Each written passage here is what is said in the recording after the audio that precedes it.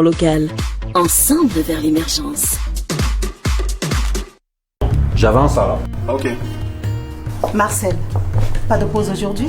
Non, je dois passer à la CNPS vérifier mes déclarations. Ma femme est interne. Allons, tu peux regarder ça, la gargote. Comment ça? Ils ont des guichets là-bas? Prends ton laptop, on y va. Employers, workers, socially insured, with your computer, tablet and mobile phones, go everywhere every day to benefit from the CNPS services. Ah, ma CNPS à moi! CNPS, you will never leave it.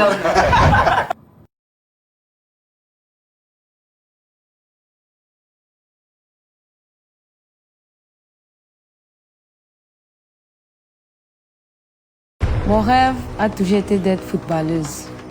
Au football, une fille. Je lui ai dit que ce n'était pas possible. Le déclic s'est produit quand j'ai pris conscience que c'était sa passion. Maintenant, je veux qu'elle sache que je ne pourrais pas être plus fière.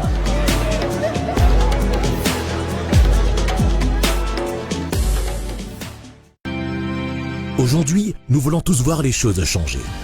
Avec le lancement de la deuxième phase de la vision 2035, les pouvoirs publics s'activent et vibrent au rythme des aspirations des citoyens.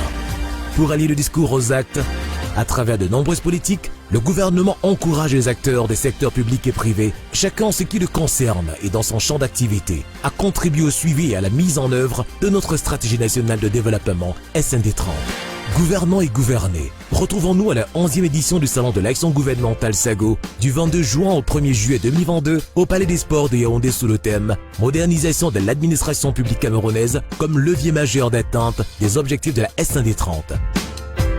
Pour plus d'informations, contactez le cabinet événementiel communicateur mandataire du gouvernement au 677 88 63 22 ou cliquez sur www.sago.cm.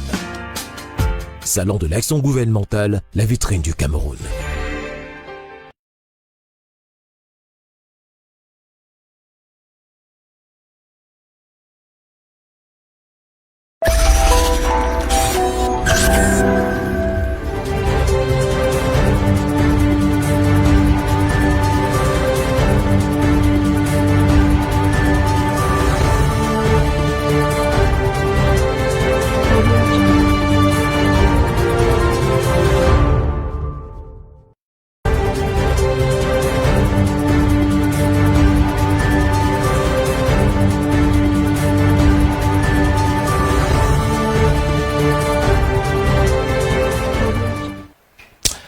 C'est dimanche et comme tous les dimanches, l'analyse et le décryptage de l'actualité d'une semaine, notamment cette semaine. Grève des enseignants, le gouvernement parie sur l'apaisement mais également l'hommage des enseignants rendus à Mido disparus. Assemblée nationale, possible 109 au bureau à l'ouverture de la 4e session et la 10e législature sont inscrits notamment au menu du club de ce dimanche. Bonjour à tous, bon dimanche, bienvenue au club.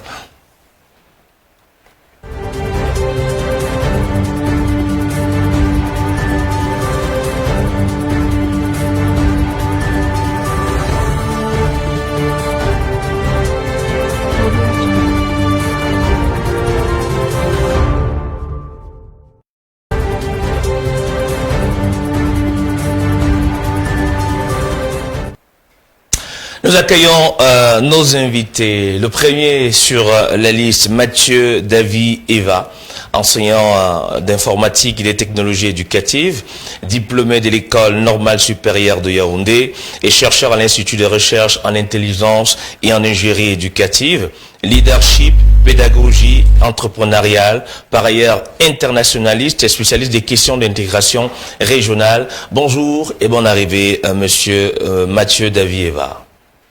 Mathieu Davy Eya, autant pour moi. Bonjour. Je tiens beaucoup mon nom. Merci monsieur Oye, merci de m'avoir invité.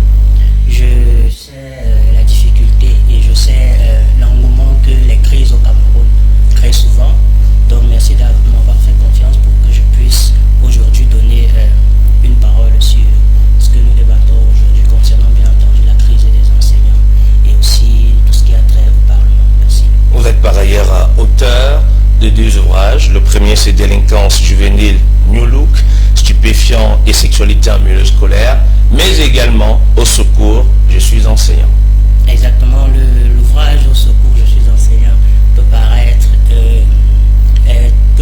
comme une saisie d'une situation pressante, que non, c'est un ouvrage qui a été écrit il y a de cela 1 an. Nous avons juste décidé de le sortir exactement au moment où les enseignants revendiquaient le plus leurs droits. Bonne arrivée sur notre plateau. Invité également ce dimanche, Monsieur Akoneze Descartes, c'est que la prononciation est exacte, ingénieur en télécom et par ailleurs membre du Rassemblement démocratique du peuple camerounais, mais également communicant. Bonjour et bonne arrivée. Bonjour Monsieur Yeb, bonjour à mes copains-listes et bonjour à tous vos téléspectateurs. Comment se porte votre formation politique? Elle se porte bien, elle se porte très bien comme formation politique, elle est dans la sérénité, mais elle est ayant à sa charge le pays, forcément tous les mouvements du pays nous tiennent à cœur. Il y a des mouvements comme sur des grèves, il y a d'autres petits mouvements d'humeur de gauche à droite. Le parti s'intéresse d'ailleurs. On ne saurait être à marge de ce qui se passe, puisque c'est quand même le RDPC qui organise, c'est nous qui organisons les choses. Ouais, le 8 mars, comment est-ce que vous l'avez vécu, vous, les femmes, et la revendication, l'égalité? Ah oui, bon, le 8 mars est une journée citoyenne. Évidemment, les femmes du RDPC partout se sont mobilisées dans des centres de réflexion. Et donc, vous voyez de plus en plus le travail de sensibilisation que nous faisons au RDPC a touché toute la société. La journée est plutôt axée vers la réflexion que plus dans les festivités. Bien qu'elles soient là, il faut bien qu'après avoir discuté, qu'on se désaltère. Mais le travail a été fait de sorte que les femmes ont gagné beaucoup en maturité, comprennent aujourd'hui l'essence de cette journée. Et les femmes du RDPC ont une fois eu le temps de se rapprocher de leurs jeunes sœurs, de leurs filles et de toutes les autres sœurs pour parler de quels sont leurs problèmes, et pas seulement des problèmes, comment est-ce qu'on peut améliorer. Si on parle d'améliorer la situation des femmes, si on parle de leur épanouissement, c'est pas forcément parce qu'il y a des problèmes, c'est parce que il y a un socle, on sait qu'elles peuvent faire mieux, et elles se consultent, qu'elles nous disent comment est-ce qu'elles peuvent participer à la société. Donc c'est dans cette ambiance-là que le 8 mars a été vécu dans tout le pays et partout dans toutes les sections sociétaires du RDPC. Merci d'être sur le plateau du club ce dimanche. J'invite également au débat Patrice Simeon-Vomont, qui étudie notamment les sciences politiques du côté de Soa, l'université de Soa, la faculté, mais également consultant média, coordonnateur national du COJADET. Je ne sais pas si la prononciation est exacte. Patrice Simeon, bonjour et bonne arrivée. Merci. Merci de l'invitation que vous nous servez ce matin. Je voudrais rendre grâce à Dieu pour la présence qu'il m'accorde d'être ici, à vous et à tous mes co-panélistes. Je voudrais ici adresser mes civilités au baobab situé au sommet de la montagne qui offre de l'ombre à tous les animaux de la forêt. Je pense ici au soleil de Mvomeka. Et je salue tous les téléspectateurs, ceux qui sont à la maison. Alors, c'est quoi c'est COJADET? Comment on prononce? En réalité, c'est le collectif Cameroun, c'est le collectif.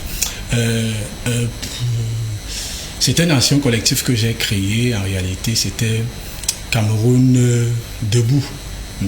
C'est-à-dire qu'il fallait se réveiller pour appeler au patriotisme, à l'éveil citoyen. Ça, c'était justement notre mission avant. Aujourd'hui, nous avons migré pour un certain nombre d'activités parce qu'en réalité, dans une société, pour un étudiant, au début, il y a le militantisme qu'on fait dans les associations, c'est-à-dire associations estudiantines, et puis on migre, on arrive dans des associations qui ont un caractère citoyen bien plus ouverte, et maintenant on entre également dans le domaine politique. Et ce que nous faisons justement depuis un certain nombre d'années, c'est analyser les faits et les actions qui sont sur la scène politique. Mais ça, nous le faisons à plein temps depuis 2018. Nous avons véritablement quitté les bancs de l'université. Nous allons nous remettre de ce côté pour terminer avec la science, parce qu'il est important de terminer avec la science sur un certain nombre de choses. Mais pour un étudiant qui est arrivé en Master 2 et qui a bien suivi ses cours, alors il a les rudiments pour pouvoir analyser un certain nombre de choses.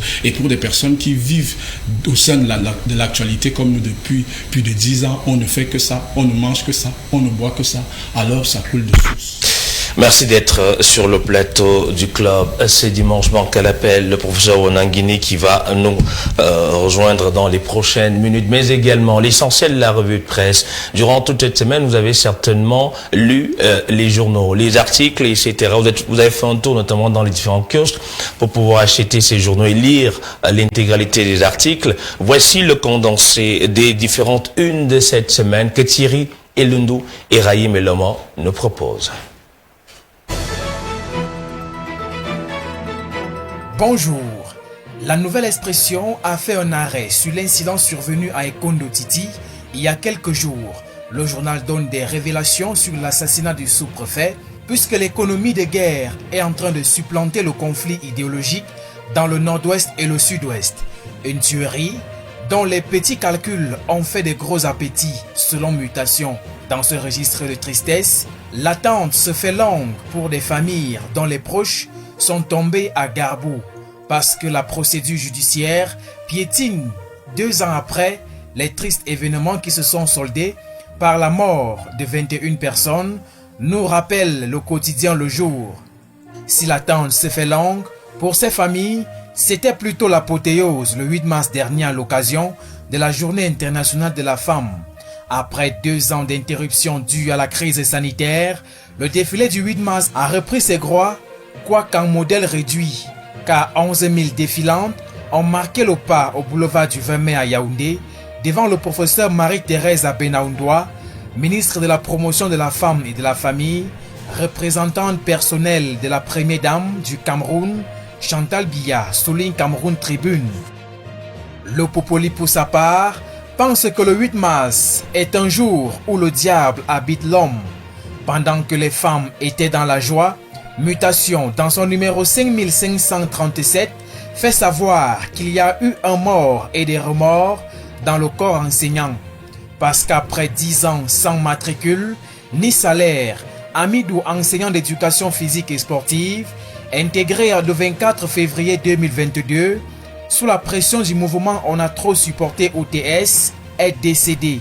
Une mort qui aurait suscité la colère du chef de l'État, l'amenant à prescrire 8 mesures d'urgence pour donner la joie aux enseignants, à en croire les informations véhiculées par le quotidien Réalité Plus.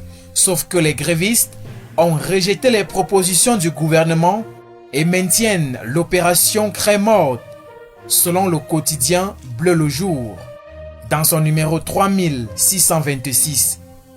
Le même tabloïd, dans son numéro 3625, nous apprend que les parents se sont invités dans la grève, ce qui amène le quotidien Info à chaud à interroger s'il faut remplacer les ministres concernés dans le but de stopper la grève des enseignants. Au moment où les seigneurs de la CREI poursuivent le mouvement de grève, le tabloïd de Thierry Ekoussi rappelle que la balance commerciale du Cameroun est toujours déficitaire, alors que 600 000 doses de vaccins contre le Covid-19 sont disponibles pour administrer aux populations, indique Eco-Santé, même si les maladies Y pointent à l'horizon selon Santé Nature Info. Le quotidien L'économie dans ses colonnes démontre comment le gouvernement compte réduire les délestages. Et le Messager s'intéresse aux violences interethniques dans le sud. De ce côté, c'est désormais la chasse à l'homme à Niabizan. La noyade d'un pêcheur Ntoumou dans les eaux du barrage Memveleux, dans la nuit de dimanche dernier, serait à l'origine de ce malaise. Son corps retrouvé lundi soir suscite une haine des autochtones envers les halogènes, nous informe le quotidien à capitaux privés de François Chanon. La presse quitte donc le club. À dimanche prochain. Bonne émission.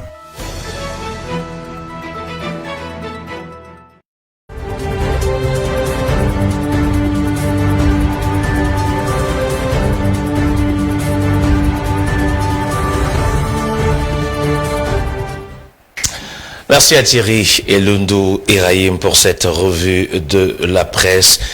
Également le professeur Mathias Eric Onanguini, vice-recteur à l'Université Yaoundé 1, chargé de la coopération et des relations avec le monde des entreprises, directeur du Centre d'études et de la recherche en dynamique administrative et politique à la Faculté des sciences juridiques et politiques à l'Université de Yaoundé 2 à Soa, chercheur à la Fondation Paul Ila Bonjour et bonne arrivée, pauvre.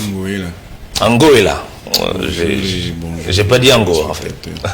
Merci d'être là ce dimanche. Alors, en ce qui concerne l'actualité, la première de ce matin, c'est notamment l'enseignement et tout ce qui s'est passé durant cette semaine et le gouvernement qui a décidé de pouvoir proposer quelques solutions afin de sortir de cette crise qui dure depuis plusieurs jours aujourd'hui. Après le lancement des mouvements comme enseignants indignés ou encore on a trop supporté, le gouvernement a donc décidé de pouvoir permettre aux enseignants de rentrer en possession d'un certain nombre de responsabilités, notamment le paiement dès le mois de mars, c'est-à-dire que certainement dans les prochaines heures, certains pourront passer à la caisse, etc.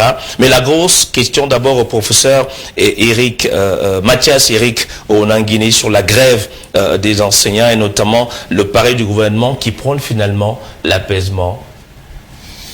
C'est tout à fait normal que les pouvoirs publics recherchent l'apaisement.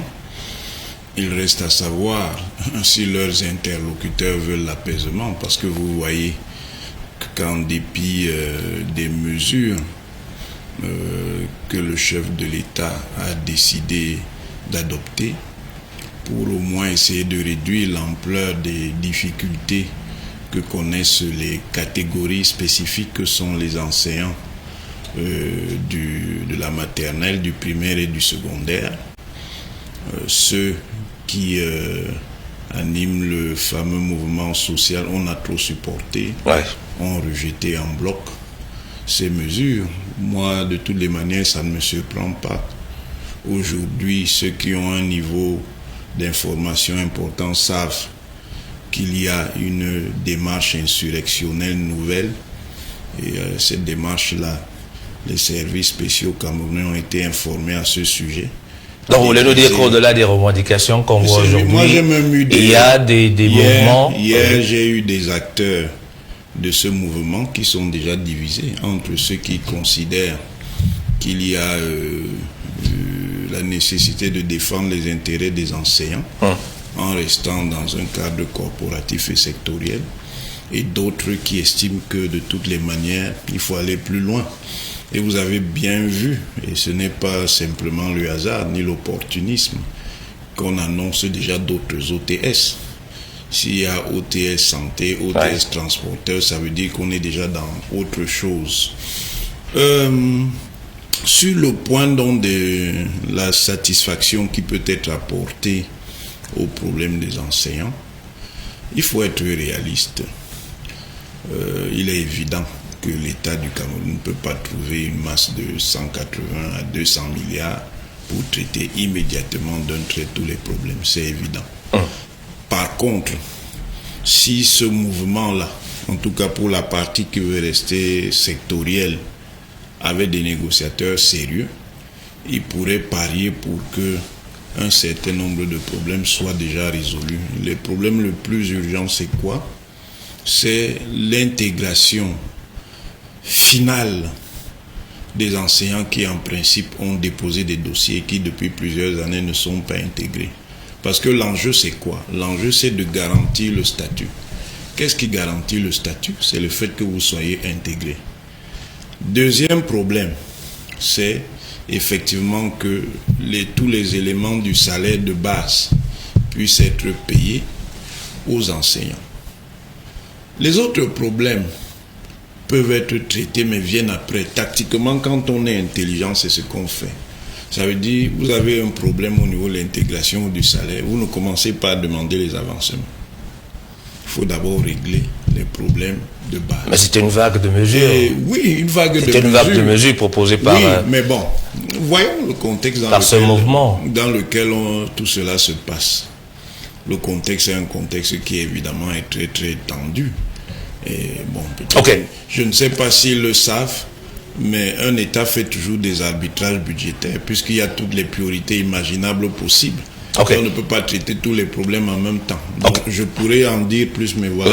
On vous écoutera encore sur cette question, mais toujours dans cette optique, puisqu'on a Mathieu David Eya qui est sur le plateau et qui est par ailleurs enseignant. Les revendications ont été posées. On a connu également quelques communiqués, même si certains s'interrogent du fait que ce soit toujours le président de la République qui soit appelé à répondre face à ce genre de situation. Pourtant, il y a des ministres de tutelle aujourd'hui qui devraient réellement jouer leur rôle. On a parlé du paiement en ce qui concerne la correction des examens, notamment le baccalauréat. On a parlé notamment d'un certain nombre d'autres éléments pour permettre aux enseignants de retourner à l'école, sauf que certains sont catégoriques. La crème morte, on va continuer ici. Monsieur Oye, il faut que nous soyons assez raisonnables. J'aime que vous rappeliez, avant de me donner la parole sur cette question, que je suis enseignant du secondaire. Ça Exactement. veut dire que de manière pratique, je sais ce que les enseignants du secondaire vivent. J'exerce ce métier depuis au moins 10 ans. Donc, quand les enseignants décident de faire la grève, que l'on veut ou que l'on ne veuille pas, si on exerce ce métier, on peut comprendre. Les dérives qui arrivent aujourd'hui avec le mouvement OTS sont des dérives que nous pouvons analyser, qui, bien entendu, quand je les mets dans le cadre des dérives, ne justifient pas le fait que le mouvement OTS en soi soit un mouvement insurrectionnel, ou encore que le mouvement OTS en soi soit un mouvement négatif. Pourquoi? Parce que le mouvement OTS porte les germes du mal-être des enseignants de manière globale et des enseignants du secondaire de manière spécifique. Mais le constat, il est clair. Il y a aujourd'hui comme une certaine division. Ils parlent plus tous d'une même voix. Qu'est-ce qui se passe finalement? Non, le problème, c'est que le mouvement OTS a démarré d'une manière assez singulière. C'est un mouvement qui a démarré d'une manière assez singulière et d'ailleurs, ceux qui ont observé l'ont vu, ce n'est pas un mouvement qui a démarré avec des leaders autoproclamés, des gens qui ont dit c'est nous qui portons le mouvement. C'est un mouvement qui a démarré, ou que beaucoup de personnes ont découvert dans les réseaux sociaux, Facebook, qui est parti de bouche à oreille. C'est un ensemble de personnes qui ont décidé d'impulser le mouvement, mais qui ne se sont pas mises en avant. Donc ça a été une forme de technologie où nous tous on va, nous tous on avance, nous tous on rentre. Donc les gens ont adhéré à ce mouvement de manière parsemée. C'est-à-dire que chaque établissement, chaque enseignant, à son tour, décidait d'adhérer ou pas au mouvement OTS. C'est ça la force de ce mouvement. Et c'est pour ça qu'il a été et qu'il est aujourd'hui difficilement contrôlable. On ne sait pas exactement qui touchait ou alors qui contrôlait. Je vous rappelle quelque chose. En 2017, avec le collectif des enseignants indignés, il y avait des leaders qui étaient connus. Ces leaders ont organisé des manifestations publiques au niveau du ministère, au niveau des enseignements secondaires. Il y a eu une table de négociation qui a été faite, où on a appelé ces leaders, le gouvernement s'est assis, on a dit, ok, on va prendre un ensemble de mesures. Parmi ces mesures, il y avait ce que le professeur venait de citer, l'intégration, il y avait la suppression du 2/3, permettre que les enseignants aient leur salaire, et maintenant les avancements. Nous sommes aujourd'hui en 2022, ce sont les mêmes revendications qui reviennent. Que font les leaders de 2017 jusqu'à aujourd'hui? Pourquoi de nouveaux leaders naissent, même s'ils sont tapis dans l'ombre? C'est la première question. Pourquoi de nouveaux leaders naissent? Ça veut dire que certains enseignants n'ont pas trouvé en ces revendications la satisfaction qu'ils voulaient. Je continue, je vous en prie, juste en une minute. Le professeur a dit quelque chose tout à l'heure. Je ne suis pas très d'accord. Si nous faisons une herméneutique de toutes les vidéos que nous avons constatées, les textes que les enseignants portent, les pancartes, vous allez vous rendre compte que, premièrement, ce sont des enseignants qui ont un certain nombre d'années d'expérience, qui travaillent au moins depuis pratiquement 5, 6, voire 10 ans. Exactement. Et la plupart de ces enseignants réclament quelque chose de fondamental. Ce sont les avancements, le reclassement et l'allocation familiale.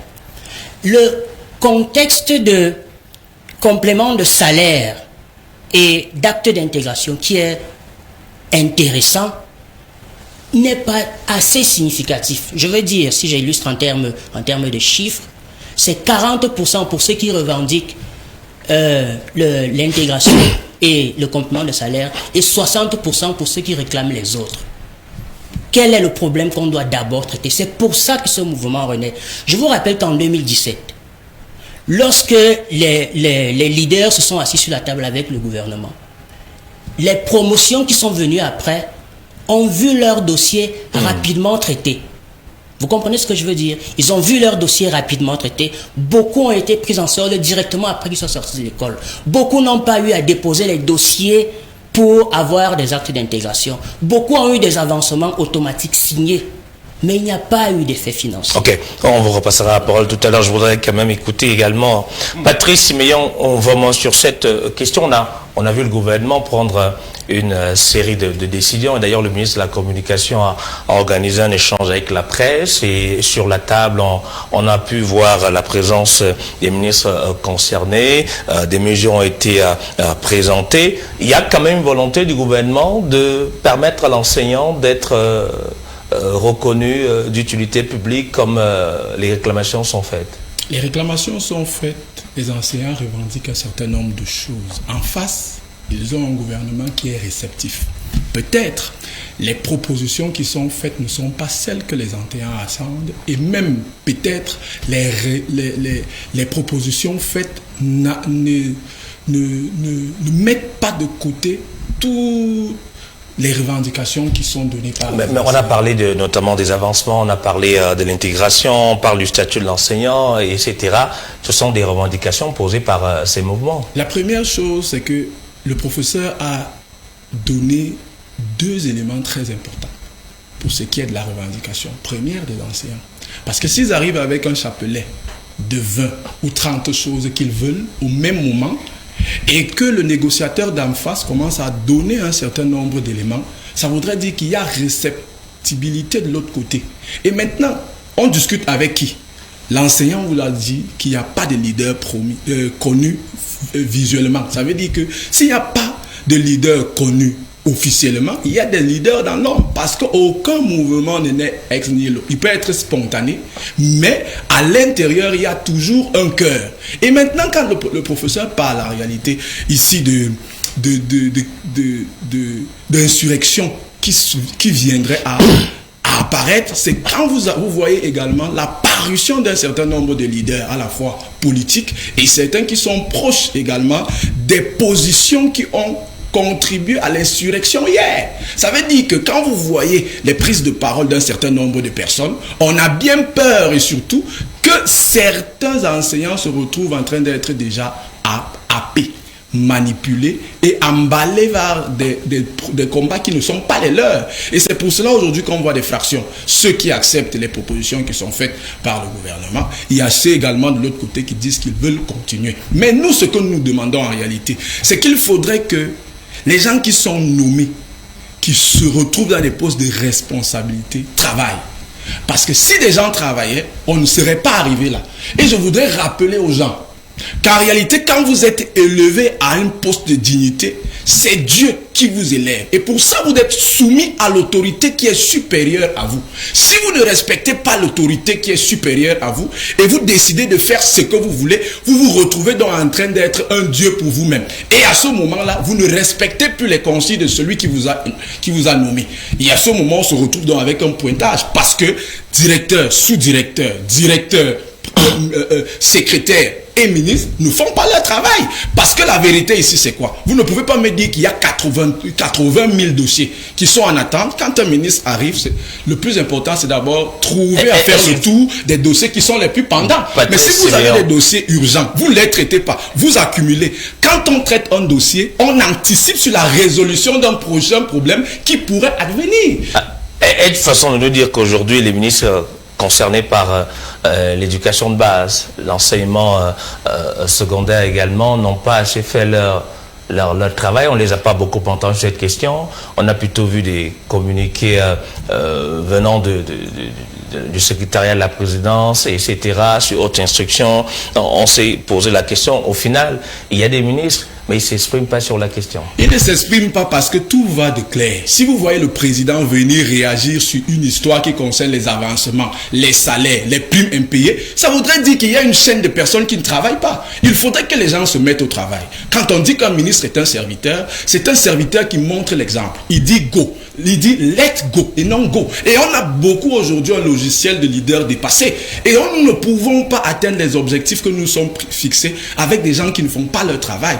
Et aujourd'hui, on se retrouve là à utiliser le nom du président, à utiliser un certain nombre de personnes parce qu'il y a des gens qui ne travaillent pas. Arrêtez de renvoyer à demain ce que vous pouvez faire. La politique de la proscatination ne peut pas résoudre le problème du Cameroun parce que nous sommes en réalité dans un siècle de lumière. Les gens vont vite, les problèmes vont vite, ils augmentent tous les jours. Si vous fermez, vous ne trouvez pas une solution à un problème aujourd'hui, il rencontrera un autre demain, vous aurez 2 problèmes à résoudre au même moment. Merci Patrice. Monsieur Akoneze Descartes, sur cette actualité, notamment sur l'analyse proposée à l'instant par le professeur qui dit que ce n'est plus juste un moment de revendication, mais est-ce qu'à un moment donné l'État aussi n'a pas un tout petit peu été complice, c'est-à-dire que ceux qui sont nommés ne font pas leur travail, mais également dès les premières heures de revendication, on s'est posé la question pourquoi est-ce que l'État ne réagit pas? On y a plusieurs jours de revendication, l'État commence à réagir, sauf que d'un côté il y a une fraction qui dit nous on n'accepte plus, on doit avoir toutes les mesures, toutes nos doléances devraient être acceptées. Oui, on n'est plus là pour débattre si OTS devrait exister ou pas. Si les enseignants ont tort, s'ils ont raison, le débat n'est pas là. Tout le monde soutient d'ailleurs qu'il est entier juste de leur bien, de ce qu'ils méritent. Là n'est plus là le débat. Mais ce qui est clair qu'on constate est que dans le mouvement OTS, dont l'objectif devait être simplement trouver des solutions aux problèmes d'enseignants et reprendre le plus vite possible comment les classes et sauver l'année scolaire. Je crois que quand un mouvement comme ça crée, c'est pour ça, puisque les enseignants veulent toujours enseigner. Mais ils disent pourquoi on continue à enseigner. Mais certains estiment toujours que les mesures proposées par le gouvernement on remarque donc dans ce mouvement, il y a déjà 2 courants. Il y a déjà 2 courants. Ça n'a pas commencé maintenant. Ça a commencé quand ils ont commencé à envoyer les élèves dehors. C'est là qu'ils ont commencé à se diviser. Il y en a qui trouvaient que c'est déjà allé trop loin. Puisque même parmi les élèves, on pouvait faire la tenue. Tout le monde peut porter la tenue. On pouvait même infiltrer n'importe qui parmi les élèves là. Mais bien, on a vu quand on a assassiné le gendarme au nord-ouest, celui que les populations avaient lapidé. On a vu un élève en tenue qui a donné 2 coups de caillou. Cet élève on n'a jamais su quel est son établissement. Personne n'a jamais reconnu avoir été son camarade. Donc on sait que dans un mouvement, il peut y avoir des gens infiltrés en tenue et force n'importe quoi. C'est là où ça a commencé. Mais à ce moment-là, ceux qui pensaient qu'on doit rester lucide dans le mouvement avaient eu raison. Les autres ont compris. Mais aujourd'hui, il y a des jusqu'au-boutistes qui ne veulent même pas qu'il y ait solution, qui souhaitent même qu'il y ait peut-être année blanche, qui souhaitent que le mouvement contamine d'autres corps, que ça devienne autre chose, parce qu'ils savent très bien qu'une occasion pareille, c'est pas tous les jours qu'on a l'occasion d'avoir un problème sur la main qui touche tout le monde. Tout le monde est sensible comme par les enseignants, même celui qui n'est pas loin est passé à un moment par les enseignants. Donc ils ont ça en main, ils jouent sur le sentiment des gens, ils ne veulent pas lâcher pas. C'est pas tous les jours qu'ils auront une occasion comme ça de sauter sur quelque chose. Ce que je peux dire, c'est demander à ceux-là qui restent objectifs et réalistes de causer avec ces autres-là, parce que c'est eux qui les connaissent. Alors c'est une façon de pouvoir... Oui, parce qu'on ne peut pas, quand si on est réaliste... Est-ce une façon de nous dire que ceux aujourd'hui qui ont accepté les mesures, qui ont accepté de retourner à l'école, devraient tout faire pour convaincre les autres à suivre leur pas, puisque les mesures... Oui, je pense vraiment qu'il faut une discussion interne entre tous ceux qui dirigent OTS. Parce que quand on est réaliste et objectif, on sait très bien que si on exige que tous les problèmes soient résolus là, sache qu'on est en train d'aller vers une année blanche. On a créé vers une année blanche. On ne va pas sortir 200 milliards comme ça, on ne va pas traiter tous les dossiers comme ça en 1 semaine, en 2 semaines. Je pense que ce n'est pas très réaliste. Le gouvernement et le président ont déjà montré la volonté à résoudre la situation. Les mesures qui ont été prises montrent qu'il y a une volonté à résoudre, montrent l'importance que le président accorde à leur situation. Quitte à donner même encore un autre délai, la négociation, c'est la négociation. La négociation, ce n'est pas venir en étant déjà radical à l'avance. Quitte à donner même un autre délai, dire bon, nous acceptons ceci, nous attendons voir déjà si en mars, si à le mois donné, les premiers mouvements seront pris en compte. Est-ce que les premiers engagements financiers, est-ce que les premiers engagements dans le traitement de dossier seront pris dans les mois où ça a été dit? On essaie d'abord de voir. Si maintenant, là même, ce qu'on a promis en premier lieu n'est pas respecté, ils auraient raison de revenir en disant, on vous a fait confiance, mais voici, cette fois-ci, nous ne bougeons plus. Mais déjà là maintenant, refuser d'admettre que ce qui est déjà là est suffisant pour apaiser la situation, c'est montrer qu'on a deux collectifs qui sortent déjà du cadre même de OTS et qui vont déjà... On pourra réellement parler de ces objectifs tout à l'heure avant de réécouter le prof. D'abord, Mathieu Davy, et sur cette question des mesures d'avancement, le paiement de la dette, l'intégration, sont quelques mesures proposées avec un engagement pris pour le mois de mars et le mois de mai. Mais pourquoi traîner autant le pas? Pourtant, l'État voudrait réellement que les enseignants retournent à l'école. Je suis un peu peiné par l'analyse des uns et des autres. J'ai suivi M. Mvomo ici utiliser l'expression appâter, utiliser l'expression manipuler. Cette capacité à caresser la condescendance que certaines personnes peut-être il a un certain niveau d'information, je sais pas. Quand il parle des maîtres, quand il parle de ceux qui ont permis qu'ils puissent parler aujourd'hui, savoir s'exprimer, savoir écrire, quand il estime que une personne qui lui a enseigné à parler, monsieur Akono, je gérerai votre cas après. Il faut que quelqu'un qui lui a enseigné à parler deviennent aujourd'hui manipulés, appâtés. Mais vous savez, moi, le débat sur les revendications pécuniaires, j'ai toujours estimé que c'est un débat transitoire. C'est juste parce qu'on y est. Le véritable débat, c'est celui de la revalorisation de la fonction enseignante. C'est l'image sociale, c'est le construit social qu'il y a autour de la fonction enseignante, le cas échéant des enseignants du primaire et des enseignants du secondaire qui est écorné. C'est pour ça que M. Mvomo peut parler de manipuler. Il ne peut pas le dire des enseignants de l'université s'ils font la grève.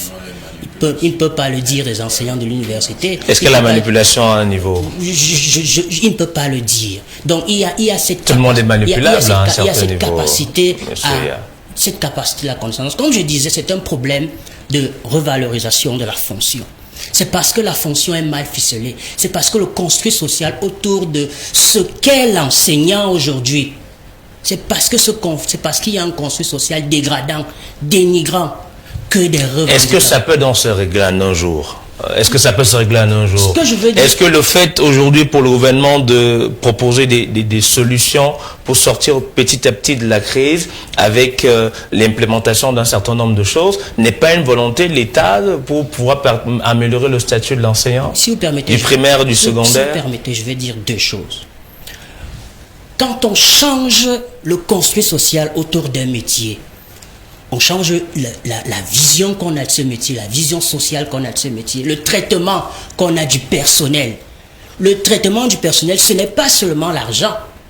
C'est comment est-ce qu'on traite ceux qui sont appelés à exercer le métier au quotidien. Les gens se limitent à l'argent. Monsieur Akono dit tout à l'heure qu'on ne peut pas sortir 200 milliards comme ça. On peut sortir 200 milliards comment? C'est une dette. Ce n'est pas des gens qui viennent vous demander d'ajouter de l'argent dans ce qu'ils ont dans je ne sais pas trop moi. Ou alors qui viennent vous demander de leur augmenter le salaire. C'est des gens qui viennent vous dire nous souffrons. Je ne suis pas sûr que vous connaissiez les réalités des enseignants du secondaire pour dire ouvertement à Mondo Vision laissez ça. Je ne suis pas sûr que vous connaissiez justement. Vous savez pourquoi est-ce qu'on joue sur les sentiments? C'est parce qu'on est dans ce métier depuis des années. C'est parce qu'on sait ce que c'est. On sait ce qu'enseigner veut dire. On l'a exercé. On y travaille. On voit des enfants qui souffrent parce qu'ils n'ont pas d'enseignement. On voit des enfants qui souffrent parce qu'un enseignant entre en classe et écrit OTS au tableau. Nous, on sait ce que ça veut dire. Vous ne savez pas. Alors ne dites pas à Mondo Vision, est-ce qu'on sort 200 milliards comme ça? C'est le moment de montrer, vous qui êtes au gouvernement, c'est le moment de montrer. Non, il n'est pas question de 200 milliards ou rien. Il est question de... Écoutez, vous savez, la difficulté avec vous du RDPC, c'est que vous refusez d'écouter les autres. Vous refusez d'écouter. Monsieur Iya, vous avez la parole, allez-y. Alors, et je vous dis, donc ça n'a absolument rien à voir. Donc, si vous ne prenez pas en considération Le fait que les revendications corporatistes des enseignants aujourd'hui, c'est pas seulement des revendications d'ordre pécuniaire, c'est des revendications de la valorisation de la fonction. Mais est-ce que tout peut être réglé en un jour? Non, tout ne peut pas se régler. Il y a le statut de l'enseignant également. Oui, est-ce que tout peut être réglé en un jour? Il faut que de façon progressive. Il faut que le professeur, par exemple, arrête de penser que nous sommes juste limités là, ou alors nous sommes juste ici. Il y a une sociologie de mobilisation, vous n'allez pas l'admettre. À partir du moment où il y a une revendication sociale de cet ordre, les autres plans de la société, qui eux aussi semblent souffrir, peuvent se mettre en branle pour revendiquer. Non, parce qu'il faut quand même reconnaître une chose à votre dernière prise de parole, Monsieur Ia, sur cette question, pour dire que en ce qui concerne cette grève des enseignants, plusieurs personnes sont impliquées. Il y a certes l'élève, il y a le parent également, sans oublier l'enseignant. C'est-à-dire que le fait que l'enseignant ne puisse pas enseigner, l'élève ne pourra pas recevoir des cours. Le parent également, il est en train de se poser des questions puisque son enfant doit passer des examens de fin d'année. Donc cette grève touche quand même plusieurs personnes au sein de la société. C'est en cela que c'est intéressant. C'est en cela que c'est intéressant parce qu'aujourd'hui, on découvre enfin, et je le dis depuis des années, qu'il y aura un moment où on va parler carte sur table de la question de l'enseignement au Cameroun. On découvre enfin la valeur et la portée de ce que veut dire enseigner. Parce que justement, celui qui va enseigner ne se rémunère pas seulement lui. Il rémunère de manière psychologique le parent qui envoie son enfant à l'école et voit son enfant réussir. Il rémunère l'apprenant qui acquiert des connaissances et qui va les exercer dans la vie. Donc, ce ne sont pas des gens qu'il faut traiter à la cuillère légère. Ce sont des gens qu'il faut prendre en compte. Il faut faire le maximum. Et c'est parce que les enseignants... Je ne suis pas du mouvement OTS. Je vous ai dit que vous m'avez invité ici en tant qu'auteur qui a écrit un livre au secours où je suis enseignant. Ouais. Je l'ai écrit il y a de cela 1 an. Et peut-être même 2. Et lorsque je l'ai écrit, il y a eu une situation précise. Notre collègue qui a été décédé, poignardé par un de ses camarades. Ouais. C'est ce qui m'a amené à écrire. De ses élèves. Donc, ça n'a rien à voir avec le mouvement OTS. Depuis que je mène des recherches sur les questions d'éducation, ça n'a rien à voir avec le mouvement d'OTS. Parce qu'il faut que les gens comprennent qu'il y a certaines personnes qui se posent des questions fondamentales. Et quand un mouvement est, passez-moi l'expression, instrumentalisé comme vous voulez, mais ça n'empêche que vous veniez toujours à regarder le fond. Le fond, c'est pourquoi on arrive toujours à des revendications. Pourquoi après 5 ans, on arrive à des revendications. 2011, il y avait des revendications. 2017, il y a des revendications. 2022, il y a des revendications. Les mêmes formes de revendications, les mêmes types de revendications. Comment sortir de cette impasse? Merci beaucoup. Professeur Onanguine, sur cette question, nous avons parlé ici lors des premières heures des premières revendications de ces enseignants qui parlent du paiement, qui parlent de l'intégration, qui parlent du statut, qui parlent des avancements, qui parlent d'intégration, etc. Nous disions sur ce plateau que pourquoi est-ce que l'État parfois laisse la faire pourrir avant de pouvoir proposer des mesures. Parce que si au jour d'aujourd'hui on est confronté à 2 mouvements où certains leaders tapis dans l'ombre exigent qu'il n'y ait pas un retour à l'école normale, on est en droit à s'interroger finalement pourquoi l'État attend toujours qu'il y ait ce type de pourrissement. On est parfois même allé plus loin en parlant de ce qui se passe dans le Nozo en disant ça a débuté à l'université, aujourd'hui c'est un mouvement qui a créé beaucoup de situations au Cameroun. Non, vous avez pris un très mauvais exemple. L'exemple du Nozo montre la technologie que les gens essayent d'appliquer. Si vous vous rappelez, au moment où cette histoire commence, avant qu'on en arrive à la dimension militaire, j'avais dit, on est en train de chercher la rupture. C'est une technologie pour provoquer la rupture. Et c'est la même démarche qui est adoptée. Pourquoi? Parce que le Cameroun est soumis depuis 2012 à un ensemble de tests qui visent à le déstabiliser. 1. On n'attaque pas Boko Haram. Ça ne marche pas. Parce qu'on parie sur le fait que les forces de défense et de sécurité camerounaises ne peuvent pas affronter la menace terroriste. Malheureusement, elles y arrivent. 2. On n'attaque pas le mouvement social réactionnaire et ethnofascisme de l'anglophonie identitaire en manipulant les revendications déjà des enseignants et des avocats. Et dès le départ, je répète, dès le départ, j'ai dit que ce truc allait conduire à la guerre. Et je dis que c'est la même démarche qu'on applique là maintenant. Si c'était une question de revendication sectorielle, d'où viennent les OTS qu'on fait naître là tous les jours? Les gens recherchent le choc. Maintenant, en recherchant le choc, ils se servent des contradictions sociales. Personne de sensé, et moi je suis enseignant, je ne peux pas dire qu'il n'y ait pas de problème là-bas. Je ne suis même pas sûr que même les enseignants peuvent analyser ce problème-là mieux que moi. Ce que je dis, c'est que justement parce que les travers de gouvernance, qui sont aussi le produit d'enseignants, parce que l'essentiel de ceux qui constituent l'administration pour prendre en charge ces problèmes sont des enseignants. Ce n'est pas des gens qui viennent d'autres catégories. Je dis donc, les problèmes se sont accumulés. Pourquoi? Parce qu'il y a des contraintes structurelles. Les enseignants, en général, et ceux du primaire, de la maternelle, du primaire, du secondaire, en particulier, sont ceux qui pèsent le plus sur le budget de l'État du Cameroun. Et l'État est arrivé à un niveau de saturation. Ça signifie qu'il n'a plus les moyens de continuer à intégrer des vagues d'enseignants. Malheureusement, les gens ayant été habitués à la rente du recrutement font pression pour être recrutés. Et l'État cède. Mais ensuite, l'État a des problèmes pour les prendre en charge. Ça, c'est le premier problème. Deuxième problème qu'on a posé tout à l'heure, c'est les travers de gouvernance qui se manifestent dans l'inertie. C'est-à-dire le traitement des dossiers prend du temps. Mais je vous dis, dans ce traitement de dossiers, c'est qui dans la plupart des secteurs? Ce sont des enseignants qui sont déjà intégrés. Donc il ne faut pas faire comme si les gens qui en quelque sorte créent les problèmes aux nouvelles vagues d'enseignants sont seulement ceux qui viennent d'autres corporations de la fonction publique. Maintenant, pour le règlement du problème, il faut être réaliste. Le Cameroun subit un certain nombre de... Quand je vous disais ici, et je répète, que les gens dansent chaque jour quand se crée un nouveau foyer de déstabilisation.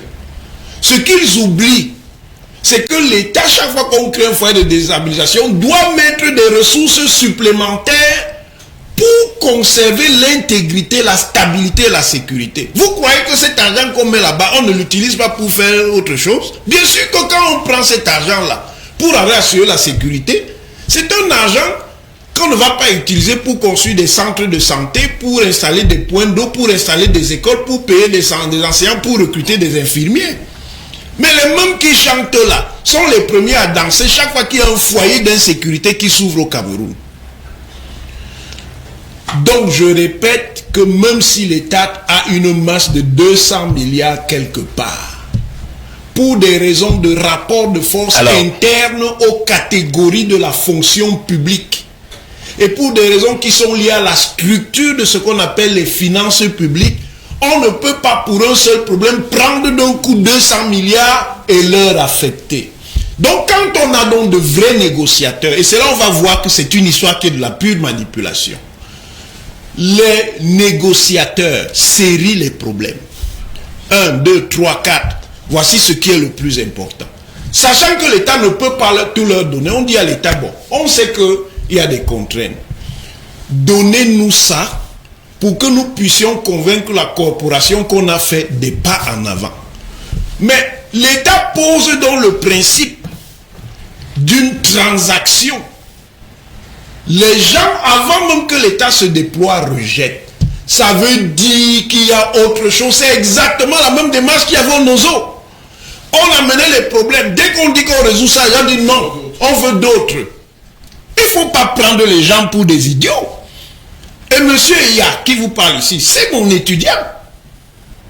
Donc quand il parle de respect des enseignants, eux aussi doivent respecter leurs enseignants.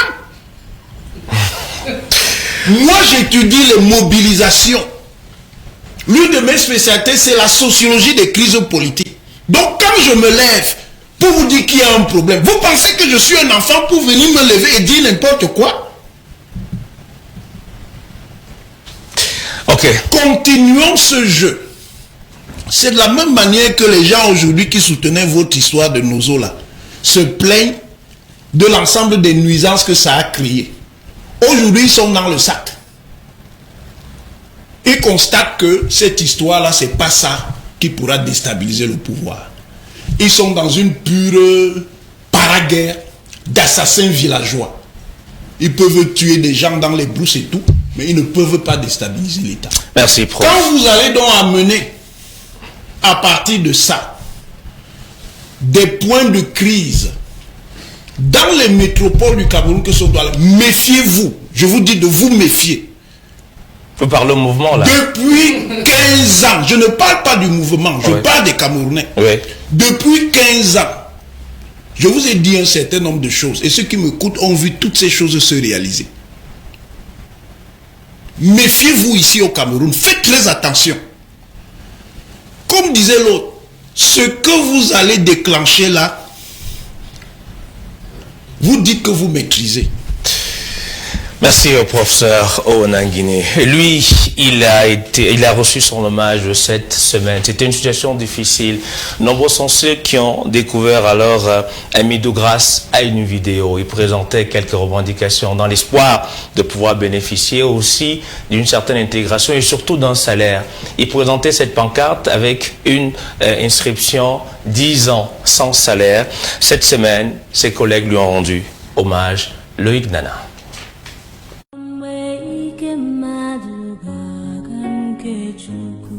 C'est une nouvelle qui a secoué le monde des enseignants ce 8 mars 2022, alors que l'on célébrait la journée internationale de la femme.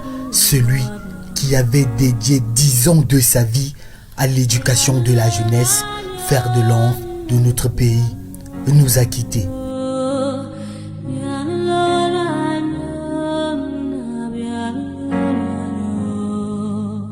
Amidou, professeur d'éducation physique et sportive au lycée de Beka, dans le département du Dari, région du Nord.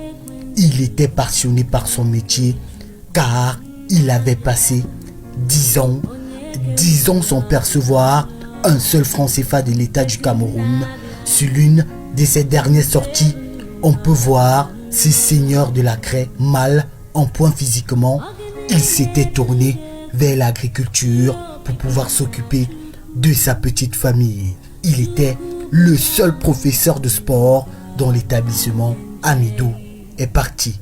Si je suis devant vous, c'est pour vous dire, par rapport à l'OTS, je profite de l'OTS pour vous dire que je suis à 10 ans sans matricule, sans salaire. Il avait intégré il y a quelque temps, grâce à la mobilisation de ses collègues sur la bannière OTS, on a trop supporté 3600 jours après avoir exercé sans reconnaissance. Il avait enfin un matricule. Malheureusement, Amidou n'aura jamais la chance de pouvoir jouir de son salaire. Allah a décidé de l'appeler à ses côtés. Même dans la détresse, ce passionné de l'enseignement avait de la peine pour ses collègues. Je vais continuer en disant, étant donné que ma situation apparemment a un début de solution. Je voudrais que par rapport à l'OTS, si possible, le gouverneur peut aussi améliorer les conditions de vie de certains de mes collègues qui sont dans le même pétrin, ou à défaut par rapport aux avancements, par rapport aux mutations, cela va aller droit au cœur à tout un chacun. Une situation déplorable qui a vu d'autres enseignants faire des sorties qui frisent la chair de poule. Ayez pitié de la lance de fer de la nation. J'ai deux filles, deux adorables filles, qui peut-être ont pris l'intelligence de leur mère. Je ne veux pas voir leur éducation bafouée. Payez-moi mes salaires, suspendez mon contrat, mais donnez-moi la sueur de mon front. Je saurai quoi faire après ça. Je ne veux pas abandonner. Je n'abandonnerai pas, je ne suis pas parmi les losers. Payez-moi mon argent, même si c'est combien, donnez-moi.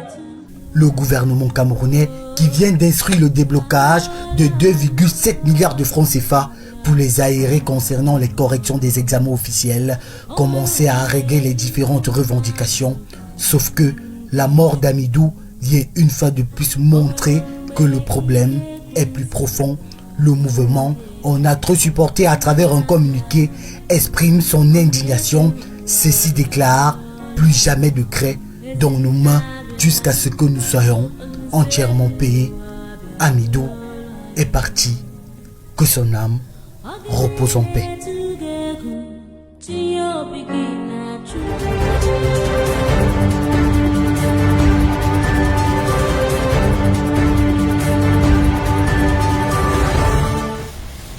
L'hommage des enseignants à l'endroit de cet enseignant qui était professeur de sport de la 6e terminale dans cet établissement. Mais également l'hommage de la rédaction de Bignos 1 à travers la voix de Loïc Nana pour pouvoir s'incliner devant sa dépouille et surtout que son âme repose en paix.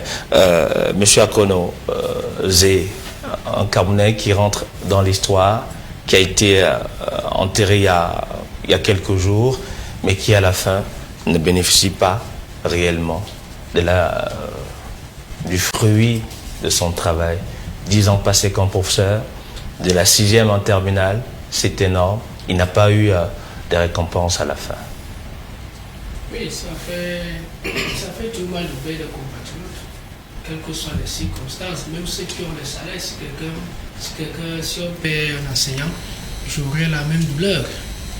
Je refuse d'établir des liens de combat sur la mort de quelqu'un. Vous voyez, il faut penser à sa famille, il faut penser à tout le monde, à tous ceux qui l'aimaient, tous ceux qui avaient besoin de lui, même sans ce salaire-là, il était utile pour sa famille, même quand il n'avait pas de salaire. Donc, quels que soient les cas, quand on peut un citoyen, ça fait mal. Je peux dire connaître sa famille et qu'il aille se reposer et que les mouvements, que toutes les revendications, s'ils veulent qu'ils continuent, mais est-ce que ce type de, on ne va pas dire sacrifice, peut-être il a peut-être des soucis de santé, on ne sait pas, on ne va pas dire que c'était un sacrifice, mais est-ce que les décideurs, quand ils voient des images pareilles, est-ce qu'ils ne peuvent pas au final se dire il faudrait que l'enseignant soit mieux encadré? Je vous dis, décideur ou pas, quand on perd un Camerounais, un concitoyen, ça fait mal, ça ne fait plaisir à personne. Vraiment. Mais je dis, je ne trouve pas ça très élégant de continuer à utiliser sa mort pour des revendications. Les enseignants n'ont pas besoin de ça, même le mouvement n'a pas besoin de ça. Tout le monde leur donne raison. Tout le monde veut qu'ils soient heureux dans leur métier. Je pense pas qu'ils aient vraiment besoin de s'appuyer sur le cadavre. C'est leur collègue là. C'est leur collègue. C'est leurs collègues, ils ont rendu hommage à leurs collègues. Comme à tous les autres, même ceux qui ont les salaires, ils leur rendront hommage. Je dis que c'est le mouvement, ne prenne pas ça comme un point d'appui, qu'on le laisse se reposer. Oh, les problèmes ont trouvé une solution. Est-ce que maintenant, comme il n'est plus là, même s'il avait été là, si heureusement il ne partait pas, est-ce qu'on allait arrêter les négociations? Non. Ce que nous disons est qu'il aille se reposer en paix. C'est un citoyen qui passe, c'est pas bien. Maintenant, ce qui est là, l'actualité n'a pas changé. Les enseignants ont posé des problèmes. Le gouvernement, par le président, ont proposé des débuts de solutions. Ce que je demande, que les enseignants regardent la bonne foi et qu'ils prennent le président au mot en disant, voilà ce qui a été promis dans tel ou tel délai. Si maintenant ces délais ne sont pas respectés, ils pourraient revenir, ils sont libres de commencer à la grève quand ils veulent. Quand ils ont commencé, ils ont donné l'autorisation à personne. Là, ils pourraient revenir en disant, nous vous avons fait confiance, vous avez commencé, mais là, même ça ne vient pas. Mais là maintenant, les enseignants, si je sais qu'ils aiment leur métier, si c'est plaignent, c'est parce qu'ils veulent faire leur métier paisiblement, qu'ils voient comment ils peuvent faire les deux, avoir une solution et sauver aussi l'année scolaire pour leurs enfants. C'est le principe, hein, monsieur Akono. Il y a beaucoup qui sont allés là-bas sans aimer l'enseignement. Bon, là peut-être aussi. C'est vrai qu'à un moment donné aussi, on peut revenir sur tout ce qui se passe, ces enseignants qui sont également dans d'autres départements ministériels, parce qu'il faut le dire que nombreux sont ceux qui, une fois sortis de l'école normale, rentrent dans d'autres services, loin de la volonté d'aller enseigner, à la recherche forcément du matricule. Mais Patrice Siméon, formons sur cette question. Est-ce que l'État aussi n'a pas plusieurs échecs? Quand je parle d'échecs, c'est-à-dire que très souvent, c'est le ministère de l'enseignement supérieur qui doit réaliser les concours. Par exemple, pour entrer à l'école normale. Et si on avait établi réellement un planning clair, en se disant, c'est simple, on organise un concours d'entrer à l'école normale. Cette année, on a, je ne sais pas, 100 jeunes enseignants qui sortent de l'école. On va permettre leur intégration. Et ainsi de suite, peut-être on ne serait pas confronté à ce type de situation s'il y avait une meilleure organisation pour... par exemple, l'intégration. Si on avait une meilleure organisation, il y a une organisation qui est mise sur pied, et le professeur vous l'a rappelé, il y a des difficultés sur le plan des finances. Mais si chaque année on organise des concours à l'entrée à l'école normale, et qu'une fois sorti de l'école, on a de la peine à pouvoir entrer en position de... Est-ce que c'est clair? Ce qui est important, il y a un élément essentiel. Nous sommes en plein dans la décentralisation. Et la décentralisation permet à un certain nombre de structures, c'est-à-dire décentralisées, de recruter un certain nombre de personnels et de les payer. Mais si on attend que l'État central soit celui qui paye tout le monde, ça va faire un problème. Et moi, je ne voudrais pas entrer dans le terme en réalité de dire qui fait concours, qui ne fait pas, qui ne devrait pas le faire, parce que tout le monde sait. Parce que la réalité ici, c'est qu'il faut respecter. Mais M. Vormonsi, on sait qu'il y a plusieurs départements ministériels qui sont impliqués dans cette question. Le ministère de la fonction publique, l'enseignement supérieur, par exemple pour les concours, le ministère des Finances, etc. C'est-à-dire que chacun a sa part de responsabilité. Ce que je dirais, il y a un Premier ministre. Que le Premier ministre prenne ses responsabilités à ce niveau, parce qu'il est le patron. Mais finalement, ils servent à quoi les ministres nommés dans ces départements ministériels? Moi, je ne suis pas là pour savoir si on doit toujours appeler le Premier ministre, si on doit toujours appeler le président de la République. Chaque personne fait son travail. Ça voudrait dire que le patron, c'est le chef du gouvernement, c'est le Premier ministre. Ça veut dire que s'il y a des difficultés à comprendre sur un certain nombre de rôles et de ce qui est attendu de chacun, c'est le Premier ministre qui réorganise et qui redéfinit tout. On n'est pas obligé d'attendre le président de la République que les hautes instructions arrivent pour ce que le Premier ministre est capable de faire. Le Premier ministre était capable de gérer cette situation-là et de réorganiser les choses. C'est ce qu'on lui demande. Parfois, on demande un peu de courage à un certain nombre de nos dirigeants. Parce que quand on a vu le cas Samuel Eto'o et le MINSEP, on s'est rendu compte qu'il suffit juste du courage pour savoir demander à ce que les textes soient appliqués. Et il faudrait que M. Eya sache que nous sommes tous enseignants au quotidien. Ça voudrait dire que vous avez choisi la profession et pour métier enseignant, mais moi, en tant qu'analyste et consultant d'un certain nombre, j'enseigne également, les parents sont des enseignants, nous sommes des enseignants du quotidien. Et le modèle, la réalité de l'enseignement, c'est le Seigneur Jésus. Il ne manquait de rien, il avait tout. Ce que nous demandons, c'est que les enseignants soient à l'abri du besoin, qu'ils n'aient pas besoin de tourner et de courir sous le soleil pour revendiquer leurs droits. Nous revendiquons également les droits de ceux qui sont dans le privé. Vous n'en parlez pas, ce sont également des enseignants. Aujourd'hui, moi je me serais attendu à ce que OTS, on retrouve à la fois ceux du public et ceux du privé, qui sont même en réalité ici ceux qui souffrent le plus. Mais vous ne parlez pas. Vous vous retrouvez aujourd'hui en train de parler des enseignants seulement ceux que l'État emploie. Mais il y a également ceux que le privé emploie. Ils ont également des besoins. Pourquoi vous n'êtes pas mis ensemble pour parler de l'enseignant? Parce que s'il faut changer le statut des enseignants, il va falloir également qu'on change le statut de l'enseignant en général. Il ne s'agit pas de changer le statut des enseignants du privé et laisser ceux du public, ou alors changer ceux du public et laisser ceux du public. Ce sont des enseignants. Ils ont pour responsabilité de former, d'encadrer et d'impulser le futur du Cameroun dans un certain nombre de citoyens qui sont d'un bas âge. Alors, ils transmettent le savoir. Et pour que ce savoir-là soit transmis, il faudrait qu'on paye à tout le monde ce qui lui revient de droit. Et je termine en disant simplement une chose. Il faudrait que les gens évitent de prendre les gens pour des dindons. Nous ne sommes pas des dindons. Nous savons remarquer la mauvaise foi dans un certain nombre d'actes. Et il faudrait que les hommes politiques sachent que pour ceux qui sont dans des formations politiques, le travail, la Constitution nous dit que le parti politique anime la vie politique, il concourt au suffrage.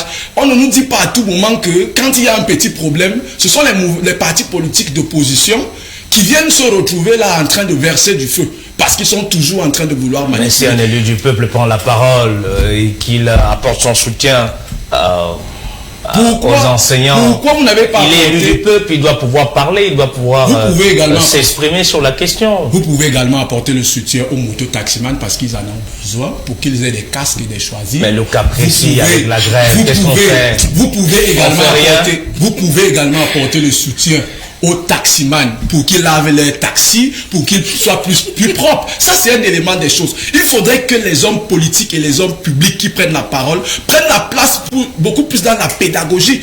Aujourd'hui, on a un problème avec nos citoyens qui ne sont pas éveillés parce qu'il y a beaucoup de personnes qui font dans l'abrutissement collectif. Et nous ne pouvons pas avoir que des personnes qui aboutissent, qui veulent que les choses se cassent, qui veulent que les choses brûlent. Nous voulons également des gens qui disent que aujourd'hui c'est difficile, demain ça sera meilleur. Et pour ça, nous devons savoir nous écouter. Et pour nous écouter, nous serons respectivement la ceinture. Celui qui ne travaille pas, on le fout de côté. Celui qui refuse de travailler, on le fout de côté. On met sur la table ceux qui veulent bosser. Parce que c'est ça qu'il s'agit. Le Cameroun doit avancer. Et pour que le Cameroun avance, il faudrait que les gens travaillent. Arrêtons d'être hypocrites. Savons-nous dire des vérités. Et la vérité, c'est qu'il y a incompétence à gauche, il y a incompétence à droite. Au milieu, il y a manipulation. Et au sommet, on a donné des responsabilités aux gens qui refusent de travailler. Et vous voulez que qui se mette à crier? Nous avons besoin, vous, en tant qu'enseignants, moi de l'autre côté, à appeler l'éveil de la grande majorité pour dire que le problème des enseignants n'est pas en réalité le seul problème des enseignants. Il y a un certain nombre de personnes dans notre pays qui ont besoin de voir leur salaire rehaussé. Nous avons la capacité, nous avons la possibilité, mais il y a un certain nombre de personnes qui bloquent certains dossiers, qui restent assis dessus par orgueil, simplement pour dire c'est moi. Merci Monsieur Patrice Siméon Vomon sur cette question. Alors Monsieur Eya, les enseignants également, ils ont beaucoup de problèmes, c'est-à-dire que ceux qui sortent de l'école normale, qui n'ont jamais eu le temps d'enseigner, certains ont reçu le rappel, il se pourrait qu'ils ont quitté le Cameroun, ils sont dans d'autres secteurs d'activité, bref, ils sont rentrés à l'école normale simplement à la recherche du matricule, et le constat il est clair, c'est que les gens veulent simplement le matricule, ce qui peut expliquer aussi qu'il y ait plein de dossiers, pourtant certains ne veulent pas enseigner au final. Est-ce que l'enseignant lui-même arrive à se regarder dans une glace et se dire je devrais corriger ma propre maison? Peut-être c'est pour ça que le chef de l'État est allé plus loin en nommant des enseignants à la tête de chaque département ministériel. Merci pour cette question. Je crois que c'est vraiment le cœur même non seulement de la grève, si on y retire les revendications pécuniaires, c'est le cœur même de la question. Déjà, il y a sur le principe même de la fonction enseignante, vous voyez que vous avez le MINSUP qui recrute, c'est lui qui organise le concours. Vous avez le MINFOPRA qui intègre, vous avez le MINSEC qui utilise et vous avez le MINFI qui paye. Donc, c'est une profession qui passe par plusieurs ministères pour pouvoir fonctionner de manière coordonnée. C'est peut-être la différence avec un autre corps qui est juste à côté de l'école normale supérieure, je ne veux pas le nommer ici, où directement ils sont utilisés par le MINFOPRA. Donc il y a cette difficulté là, il y a cette difficulté là qui régit le corps enseignant. Mais vous voyez, vous venez de projeter une vidéo tout à l'heure où vous avez montré Monsieur Hamidou. Vous savez, si quelqu'un travaille 10 ans sans salaire et sans avoir la capacité de trouver le moyen de réclamer par lui-même ses droits, c'est deux choses. Soit il ne se fait pas confiance en lui-même et il n'est pas assez capable de se mettre en valeur, soit son employeur ne le met pas en valeur. Dans les deux cas, ça aboutit au même résultat. Donc, vous avez des gens qui sont dans une situation où ils ont réussi, pour certains, à intégrer que l'enseignant est clochardisé, l'enseignant exerce le sacerdoce, l'enseignant est celui qui est la dernière roue du carrosse et qui réussissent à subir pendant des années ces affres-là du gouvernement. Vous avez de l'autre côté, donc, pour en venir à votre question, des gens qui profitent de ce que l'État leur offre, du matricule. Ils y entrent, certains y entrent parce qu'ils n'ont pas réussi soit à intégrer les NAM, soit à intégrer les MIA, ainsi de suite. Ils y entrent par dépit. Et lorsqu'ils y sont, le corps enseignant, c'est le personnel le plus transfuge de la fonction publique. C'est-à-dire que lorsqu'ils y entrent, la première des choses, c'est qu'ils veulent quitter ce pourquoi ils ont été employés, ils veulent aller travailler. C'est pourquoi ils ont été formés. Ils ont été formés, merci. C'est pourquoi ils ont été formés pour aller travailler ailleurs. C'est un corps extrêmement transfuge. Et c'est parce que le professeur le disait tout à l'heure, c'est parce que le personnel enseignant du secondaire et du primaire est extrêmement dense. Mais il y a un tout autre problème. Si vous questionnez aussi la question de la cartographie scolaire, vous allez vous rendre compte qu'il y a ce qu'on appelle un contrat de GIP, comme disaient mes professeurs. Parce que quoi? Il y a beaucoup d'écoles qui sont créées aujourd'hui. Nous avons le sentiment, quand on recrute les enseignants, qu'il y a une grande demande. Parce qu'il y a beaucoup d'écoles qui sont créées aujourd'hui. Mais lorsque vous questionnez la cartographie scolaire, vous vous demandez pourquoi est-ce qu'on a créé cette école-ci. Vous allez vous rendre compte que parfois c'est pour contenter une élite. Et ce qui va arriver, c'est que vous allez donc avoir le sentiment que vous avez besoin d'un personnel assez conséquent, mais vous allez envoyer un enseignant dans une localité où il y aura 1, 2, voire 3 élèves. Il ne peut pas exercer son métier de manière efficiente. Et lorsqu'il a 3 élèves, parfois il essaye même de demander une affectation. Pour aller dans un endroit où il peut mieux exercer son métier, on lui dit, écoute, dans cette localité où tu es, c'est un membre du gouvernement, tu ne peux pas quitter aussi facilement. Vous voyez, donc il y a aussi ce problème. Et dernier point, je crois qu'il faut à un moment donné que l'État, le gouvernement, ici, puisse parler de manière franche. S'il n'y a plus la possibilité aujourd'hui d'intégrer les enseignants, qu'on arrête l'intégration. Et qu'on gère de manière raisonnable ceux qui sont sur le terrain. Il y a des enseignants à Yaoundé qui ont 2 ans. Mais il faut peut-être remonter, c'est-à-dire que si on arrête l'intégration, il faut peut-être... On va fermer l'école. Qu'est-ce qu'on fait? Les chasseurs. Non, ça les chasseurs de qu'est-ce qu'on fait? Puisque on doit passer le concours. Ça va permettre que je chute sur ce que M. Mvomo dit tout à l'heure. Si on arrête, nous sommes... Si on reste sur le principe, il semble que nous soyons en sureffectif. Si on reste sur le principe, parce que ne pas être capable de payer les gens pendant 10 ans, c'est un problème. C'est-à-dire que 10 ans de suite, les gens posent les mêmes problèmes. Les mêmes problèmes. Quand moi j'étais à l'école normale, il y avait déjà le terme m'échappe, me viendra peut-être. Il y avait déjà des suspicions, voilà, je suis arrivé, des suspicions que l'intégration va s'arrêter. Ouais. Parce que l'État n'est plus capable, avec les différentes crises dont il fait face, l'État n'est plus capable de prendre en charge son personnel.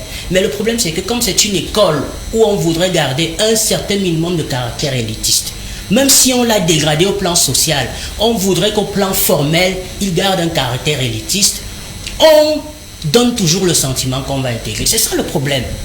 On donne toujours le sentiment qu'on va intégrer. Alors les gens sortent, ceux qui comprennent rapidement, dès qu'ils sortent, ils essayent de partir dans un autre ministère. D'autres, dès qu'ils sortent, ça veut dire qu'il y a de moins en moins un peu de vocation. Hein. Ils font usage de leur matricule pour partir dans un autre pays, et ainsi de suite. Parce qu'il y a ce problème social qu'il faut clarifier. C'est un problème social qu'il faut clarifier. Et pour terminer ce que M. Mvomo disait tout à l'heure, M. Mvomo, je suis très attaché aux questions d'éducation. Et j'ai publié un ouvrage dans lequel je traite la question des vacataires. Je pense, pour ma part, qu'il y a des gens ici qui n'ont jamais pu intégrer l'école normale, qui ont décidé de manière volontaire de s'engager dans ce métier, qui y sont depuis 5, 6, voire 10 ans, parfois 20 ans. Je pense que l'État peut trouver des mécanismes raisonnables pour que ces personnes-là puissent être contractualisées. On peut, sous la base de leur dossier, de leur diplôme, et si on peut vérifier de manière claire sur 5 ans par exemple qu'ils ont exercé le métier d'enseignant, on peut leur donner un contrat de contractuel de l'administration. Ok, merci beaucoup pour toute cette analyse. Alors le professeur Onangini, c'est dimanche aujourd'hui, c'est vrai, mais demain en principe c'est lundi. Lundi qui est un jour ouvrable et les gens devraient vaguer à leurs occupations, notamment avec les enseignants qui devraient enseigner. Une fraction hôtesse et radicale, on ne reprendra pas le chemin de l'école si et seulement si les mesures, toutes les mesures ne sont pas respectées. Tout à l'heure, vous avez fait des révélations en disant qu'il y a manipulation déjà dans cette affaire. L'État aussi a pris son engagement de payer dès le mois de mars jusqu'au mois de mai un certain nombre de choses pour faciliter l'achèvement de l'année scolaire 2021-2022. Qu'est-ce qu'on fait demain? Il faut aller à l'école. Il faut que les enseignants y aillent. Parce que l'école, c'est un service public. Il y a des règles dans la fonction publique. Alors, on va aller à l'école. Non, vous reprendre la parole, vous regardez la parole, un peu dans cette continuité, prof. On va aller à l'école. On a vu, dans certains établissements, les élèves descendre dans les rues, vagabonder.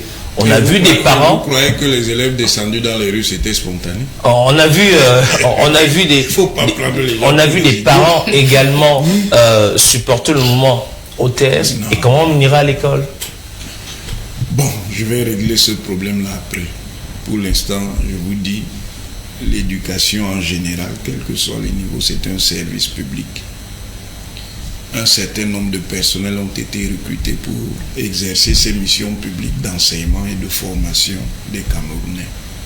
Ces personnels-là ont des droits, ils ont aussi des obligations. Même lorsqu'il y a grève, la réglementation prévoit des conditions précises pour qu'il y ait la grève. Il faut un préavis de grève. Il faut que ceux qui se mettent en grève soient affiliés à des organisations syndicales. C'est pas le palapala que les gens font là. Parce que ce palapala là est même contre eux-mêmes. Le palapala comment? Et Sont des revendications. Prof. Non, je vous dis que c'est du palapala. C'est du palapala. Les revendications légitimes. Les revendications légitimes s'exercent dans un cadre. Si vous estimez en tant qu'enseignant que vos droits ne sont pas suffisamment pris en compte, il y a une réglementation. Vous vous affiliez à des organisations syndicales. Donc des mouvements comme OTS. Non, le mouvement social n'est pas une forme prévue par la réglementation. Et il est donc sujet à des profondes manipulations. Cette histoire, les gens disent, bon, oui, quand on part au syndicat, on corrompt les leaders. Donc ça veut dire qu'ils ont un potentiel de corruptibilité absolue. Chaque fois donc qu'il y aura un représentant, il suffira qu'il soit corrompu et puis tout va s'arrêter. Ils préfèrent donc une forme qui en fait est une forme de subversion. Est-ce une façon aussi de nous dire que les proviseurs qui ont pris sur eux l'engagement de sanctionner certains enseignants ont tous leurs droits? Ils ont le droit. Si vous êtes absent pendant une certaine période, on constate l'absence. Après on engage les mesures disciplinaires. C'est prévu, c'est pas prévu que pour les enseignants, c'est prévu pour tous ceux qui sont agents de et cadres de la fonction publique. Il y a des conditions d'exercice. Donc, et on finira par arriver à ça si les gens font les faux rapports de force qu'ils font pour toujours déboucher sur des impasses. Parce que finalement, qui va perdre? Bon, ils provoquent, comme ils croient qu'ils sont très intelligents, ils vont provoquer, entre guillemets, c'est ça, puisqu'en réalité la logique, c'est une logique chrysogène. Une année blanche, en bloquant la machine des examens. Qui va perdre? C'est eux qui seront les premiers perdants. Parce que quand ils le feront, il y aura des implications en termes disciplinaires, voire même des implications pénales. Donc, la démarche la plus raisonnable, et je reviens sur M. Eya, quand on l'écoute, on voit que c'est quelqu'un qui connaît les problèmes des enseignants, qui n'est pas dans la logique qui est celle de l'autre groupe, qui est de créer un choc général. Lui, il est là pour qu'on essaye de résoudre les problèmes des enseignants. Seulement, il y a un endroit où sa méthodologie peut être questionnable. C'est de croire que toutes les demandes peuvent être satisfaites en même temps. Ce n'est pas possible, c'est évident. Nous, par exemple, au supérieur, vous pensez qu'il n'y a pas de problème dans au supérieur? Aujourd'hui, en raison des mêmes contraintes structurelles, les établissements ont des problèmes, par exemple, pour payer les encadrements. Que ce soit les mémoires, que ce soit les thèses, je ne parle même pas maintenant des frais d'encadrement des étudiants en doctorat. Donc, est-ce pour autant qu'on va donc décider que comme c'est comme ça là, il n'y a plus d'enseignement supérieur? Non. Il y a aussi un sens, quoi que l'on dise, même si je suis d'accord aussi qu'il y a des travers de gouvernance, il y a aussi un sens du patriotisme. Dans certains moments où le pays est... Oui, monsieur. Comment vous pouvez demander à un monsieur qui ne paye pas ses factures de continuer à rester patriote alors que le bailleur est en train de lui demander de quitter la maison? Ne détournez pas mes propos. Mes propos, ce n'est pas pour dire que ceux qui ont des problèmes de salaire, qu'on ne les paye pas. Ce n'est pas ce que j'ai dit. Moi, je vous ai dit depuis le départ qu'il y a deux problèmes fondamentaux qu'on doit d'abord régler. Les gens ont des problèmes d'intégration, on les intègre. Parce que l'élément essentiel quand un État a des difficultés, pour lui c'est d'assurer, et c'est ce que le Cameroun fait depuis plusieurs années, même si ailleurs on ne sait même pas comment il faut pour arriver à ça, c'est payer les salaires. Payer les salaires. Parce que quand les gens reçoivent les salaires là, ils croient que c'est évident. Ils ne connaissent pas toute la gymnastique que l'État fait pour le faire. Même si également dans les finances, il y a d'autres sources, d'autres réservoirs qu'on pourrait mieux utiliser. Nous sommes d'accord. Donc je dis, on paye les salaires. On règle les problèmes d'intégration. Les histoires de 2 tiers, qui peut dire, qui peut être d'accord avec une histoire où vous avez un salaire, on vous donne 2 tiers. Personne ne peut être d'accord avec une affaire comme ça.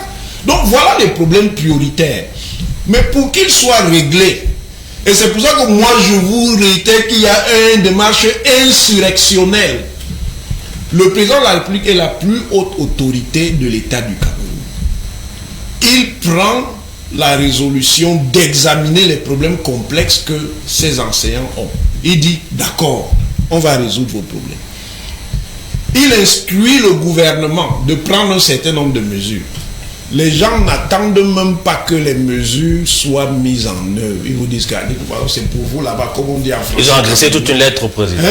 C'est pour vous là-bas. Ça veut dire qu'ils cherchent autre chose. Ne nous cachons pas derrière notre petit doigt. Ils ont dit. Et en cherchant autre chose, qu'est-ce qu'ils vont faire? Ils vont faire que le problème des enseignants ne sera pas résolu. Parce que quand vous allez créer donc un nouveau foyer de contestation, l'argent qu'on allait utiliser pour résoudre les problèmes des enseignants va partir où? Il va partir pour essayer donc maintenant d'éteindre le feu. On est en train de faire le dernier tour sur cette question. Vous gardez la parole avant d'écouter les autres intervenants. Vous nous dites que ce n'est plus uniquement une revendication, que désormais il y a une manipulation. Mais également dans la lettre qui a fait le tour des réseaux, les membres de Hôtesse estiment que le président de la République n'est pas bien informé, que ses collaborateurs ne disent pas réellement les problèmes des enseignants. Vous nous dites que c'est de la manipulation. Supposons que le président ne soit pas bien informé. Est-ce que c'est en faisant comme ils font là que le président sera mieux informé? C'est en venant donc aux négociations pour dire voici ce que le président de la République a proposé. Nous, à partir de notre évaluation de la situation, nous considérons que les problèmes sont peut-être plus complexes, où il y a un certain nombre de problèmes qui n'ont pas été posés. Les voici.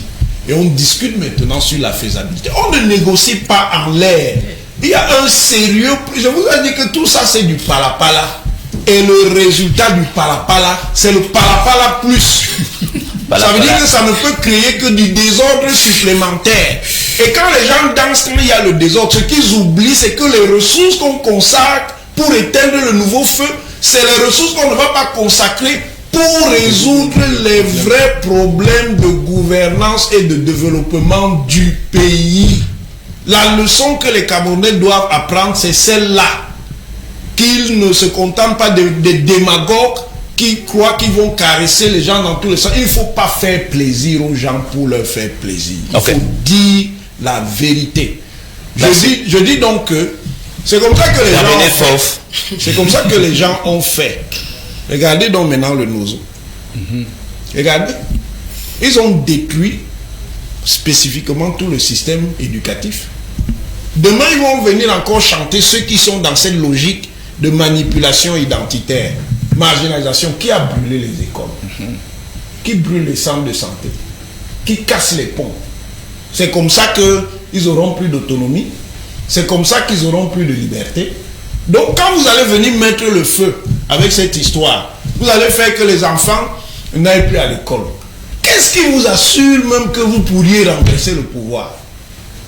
Qu'est-ce qui vous assure de cela? Merci beaucoup, prof. sur cette question, et notamment Patrice Siméon. Alors, demain c'est lundi, on retourne à l'école, on demande à le prof vient nous dire qu'il y a une manipulation dans cette affaire, qu'il y a une récupération, puisqu'à peine les annonces... OTS transporteur, c'est encore l'enseignement. OTS santé, c'est encore l'enseignement. Mais ce sont des mouvements qui ont peut-être compris qu'au Cameroun, pour pouvoir se faire entendre, vous allez manifester de l'Afrique. Pourquoi ils ont d'abord OTS football? Pour dire qu'il faut à un moment donné aussi manifester, parce qu'on s'est rendu compte au Cameroun, pour parfois avoir une solution à votre problème, il faut manifester, même s'il n'y a pas toujours l'autorisation, les gens s'expriment à travers ce type de mouvement pour se faire entendre. C'est ça que j'appelais la pédagogie. Et le prof est justement en train de le faire. Il faudrait qu'on prenne l'habitude à le faire. Parce que le grand problème, comme le président de la République l'avait dit aux jeunes, évitez d'être des followers passifs, mais des jeunes en quête de la véritable information.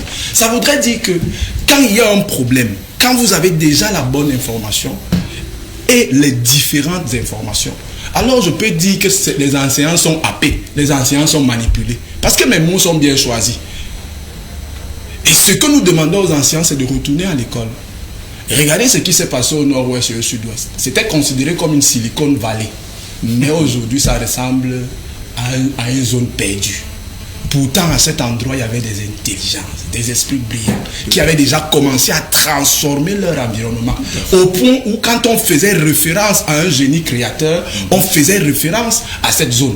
Mais aujourd'hui, qu'est-ce qu'ils ont fait? Ils ont bloqué ces génies-là, faire en sorte qu'ils se retrouvent aujourd'hui en train d'avoir peur de s'exprimer. Parce qu'autour d'eux, ils peuvent se dire qu'il y a la mort qui rôde.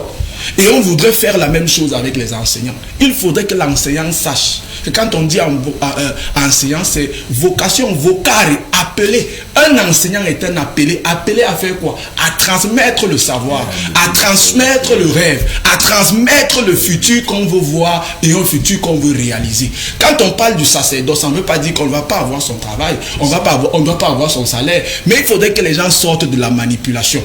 Parce que j'ai vu quelqu'un qui est mort, un compatriote, Amadou. Il y a également d'autres qui sont morts dans une boîte de nuit. Il y a d'autres qui meurent dans des accidents. Mais ce n'est pas pour autant qu'on va faire le culte des morts où on va tout lever. Parce qu'en réalité, l'argent qu'on aurait donné ne soigne pas la mort. La mort, c'est quelque chose qui est naturel. Vous pouvez même être malade, vous ne mourrez pas. Mais quelqu'un qui est en bonne santé traverse la route et puis il est percuté et il meurt. Mais ce que nous devons beaucoup plus mettre l'accent, c'est dans la culture du travail. Parce que le travail doit être une culture pour nous. Surtout avec le contexte dans lequel nous vivons, où il y a pôle à gauche des gens qui veulent détruire, d'un autre côté des personnes qui appellent à l'amour. Et c'est pour cela que le patriotisme est important. Non seulement pour les dirigeants, mais également pour le bas peuple. Parce que si le patriotisme grandit et la crainte de Dieu, nous aurons des dirigeants qui savent en réalité que le travail que j'ai en tant que serviteur, c'est servir le peuple et rendre compte à Dieu quand je vais partir. Mais si vous n'avez pas le patriotisme et la crainte de Dieu, vous croyez à des dieux bizarres. Vous croyez que qu'est-ce qui va arriver? On va arriver justement à des résultats comme ceci. Merci beaucoup. Alors, Monsieur Akono, sur cette question avec l'effectivité des cours, les examens débutent au mois de mai prochain. Le gouvernement a parlé du mois de mars, du mois de mai pour payer, régler certaines situations entre le statut, les primes, l'intégration. Bref, il y a des solutions aujourd'hui. Mais la faction qui traîne le pas, qu'est-ce qu'on fait d'elle? Moi, je vais mettre aussi les OTS devant leurs responsabilités. Qu'ils nous démontrent que... Un moment désormais divisé. Qui nous démontrent que leur objectif reste la résolution des problèmes des enseignants, en sauvant l'année scolaire et en écoutant le gouvernement qui a déjà fait preuve de bonne foi. Je ne suis pas porte-parole du gouvernement pour dire que le gouvernement ne va pas ajouter. Le gouvernement peut toujours donner les 200 milliards et faire tout en une semaine, je ne sais pas. Mais quand on est réaliste, on sait que c'est difficile, tout au moins. Peut-être pas impossible, mais c'est difficile. Qu'ils nous montrent que c'est maintenant là à OTS. Je crois que la balle est de leur camp. C'est à nous de nous montrer que nous on se trompe. Qui a de la manipulation, qui nous démontre ça en relançant les classes demain. Là, ils vont nous démontrer que nous, on s'est trompé, il n'y a pas d'insurrection derrière. Et qu'ils laissent le temps, au moins que les premières résolutions ne soient pas faites. Pour qu'ils nous donnent raison, ils donnent raison à ceux qui voulaient qu'ils continuent dans leur grève. Qu'ils donnent raison à ceux-là. Si on a dit mars, avril, si tout ce que le président a dit n'est pas fait. Mais pour l'instant, la balle est de leur temps. Il y a des consultations qui vont continuer. J'ai suivi que le ministre du Travail et de la Sécurité sociale va les recevoir mardi. Mais je pense plutôt que là, maintenant, ils doivent se parler entre eux. Il va aussi recevoir les leaders d'OTS. Que le présentateur m'excuse de poser la question. La communication a fait savoir qu'il va recevoir les leaders. Ils ne seront plus cachés. Il va recevoir des leaders. Mais que ces leaders-là, je pense que ce qu'il faut, ce que moi je pense, je propose, c'est qu'ils causent entre eux. Que certains disent aux autres, arrêtons un peu ça. Ouais. Okay. Ce qu'on commence là peut aller plus loin. Et nous ne voulons pas avoir ça sur nos consciences, que c'est nous qui nous avons été au noyau de la création de quelque chose qui ira au-delà de la situation corporatiste. Monsieur Akode. Mathieu David Eya, vous êtes enseignant. Certainement vous allez reprendre le chemin de l'école demain. Vous allez enseigner parce que certains également font le déplacement, ils se retrouvent à l'école, ils ont choisi très souvent dans les écoles au Cameroun, il y a des arbres, il se pourrait qu'ils se retrouvent autour de cet arbre là pour causer, s'enseigner. Vous allez enseigner demain? C'est une trop bonne question pour que je la réponde aussi facilement. Parce que je suis partagé entre l'auteur que je suis, qui a publié un ouvrage, et l'enseignant qui doit... Au secours, je suis enseignant. Et l'enseignant qui doit être solidaire de sa corporation. Il est à l'évidence clair que nous avons besoin de transmettre des enseignements à nos enfants. C'est ce pourquoi nous avons été recrutés, c'est notre métier, c'est notre travail. S'il faut le dire, c'est notre sacerdoce, c'est notre vocation. Et d'ailleurs, dans le livre, je dis souvent que si on n'a pas cette vocation-là de manière profonde, alors on perd à partir du moment où il y a la première difficulté. Mais comme je dis aussi, vous savez, la douleur, même si vous dites moins bonne, plus forte, beaucoup plus forte, la douleur ne se compare pas dans les manifestations. Il y a des gens qui, aujourd'hui, à l'exemple par exemple d'Amidou, qui sont profondément meurtris dans ce métier. C'est difficile de leur dire tout de go, reprenez l'école. Si je parle ici, je ne me fais pas représentant de OTS, je veux dire si je parle ici en tant qu'enseignant. Mais ce que je veux dire, que ce soit aux enseignants, que ce soit au gouvernement, déjà aux enseignants, sachant que notre responsabilité, c'est de transmettre des enseignements à nos apprenants et au gouvernement. S'il vous plaît, sachez qu'il faut revaloriser notre fonction. Parce que les revendications qui viennent aujourd'hui naissent de ce que notre fonction n'est plus valorisée. On ne sait plus dans la société aujourd'hui ce que veut dire être enseignant. Il faut travailler dessus. Ce n'est pas seulement remettre de l'argent et de dire prends l'argent et tais-toi. Parce que c'est ce qu'on peut faire. Prenez l'argent et taisez-vous. Et 3 ans après ou 4 ans après, un tout autre mouvement naîtra. Ouais. Il faudrait que lorsque nous allions dans un processus de sortie de crise, que ce soit un processus de sortie de crise qui embrasse de manière holistique tous les problèmes et que l'enseignant retrouve enfin sa stature de maître. Merci beaucoup. C'était là notre première thématique, notre premier thème de ce dimanche sur le plateau du club du dimanche. Mais également cette semaine, c'était l'ouverture de la 4e session de la 10e législature. Constant Écollet et Charlie reviennent de l'Assemblée nationale. Dans son propos liminaire qui marque le début de la session de 2022, la doyenne d'âge de l'Assemblée nationale replonge la grande assistance dans la joie de ces événements qui ont marqué de façon positive le Cameroun en général et le continent tout entier pendant l'intercession. Paris tenu, succès total. Monsieur le Président de la République, Excellence Monsieur Paul Biya, les Camerounaises et les Camerounais se souviendront de vous. Ce chef d'État, disais-je, qui aura réussi la plus belle CAN jamais organisée jusque-là en terre africaine. La satisfaction collective qu'a glané l'organisation de la Coupe d'Afrique des Nations, la 33e du genre sur le sol camerounais malgré quelques écueils de fin, n'a pas pour autant déconnecté les élus de la nation des attentes qu'ils nourrissent en interne ici à l'hémicycle de l'Assemblée nationale. La session du mois de mars est naturellement consacrée à l'élection du bureau de la Chambre. Nous espérons que les travaux se dérouleront bien et que à la fin de cette session, ou bien dans quelques jours, nous aurons un bureau de la Chambre qui sera renouvelé. C'était donc le temps de parcourir l'actualité, elle-même très mouvementée, au cours des jours précédents le retour à l'hémicycle de la représentation nationale. La question des enseignants, avec au bout l'apaisement du gouvernement. Je peux enfin conclure sur la situation qu'elle a décrite par rapport à celle des enseignants, dont les revendications légitimes ont été reconnues par le gouvernement.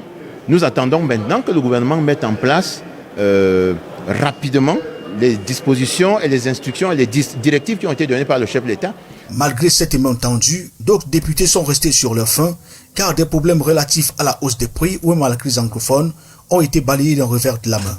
Sur la question qui traverse, qui écœure, attriste tous les Camerounais, notamment avec la mort de l'enseignant Hamidou, les revendications qui sont posées sur la table par le mouvement On a trop supporté.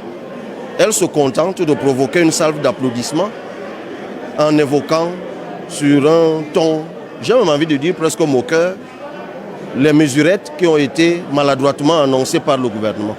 L'ordre du jour des travaux à l'Assemblée nationale appelle donc dans les prochains jours l'élection du bureau de l'Auguste Chambre et aussi la mise en place des commissions en vue de parcourir les questions qui minent le quotidien des Camerounais.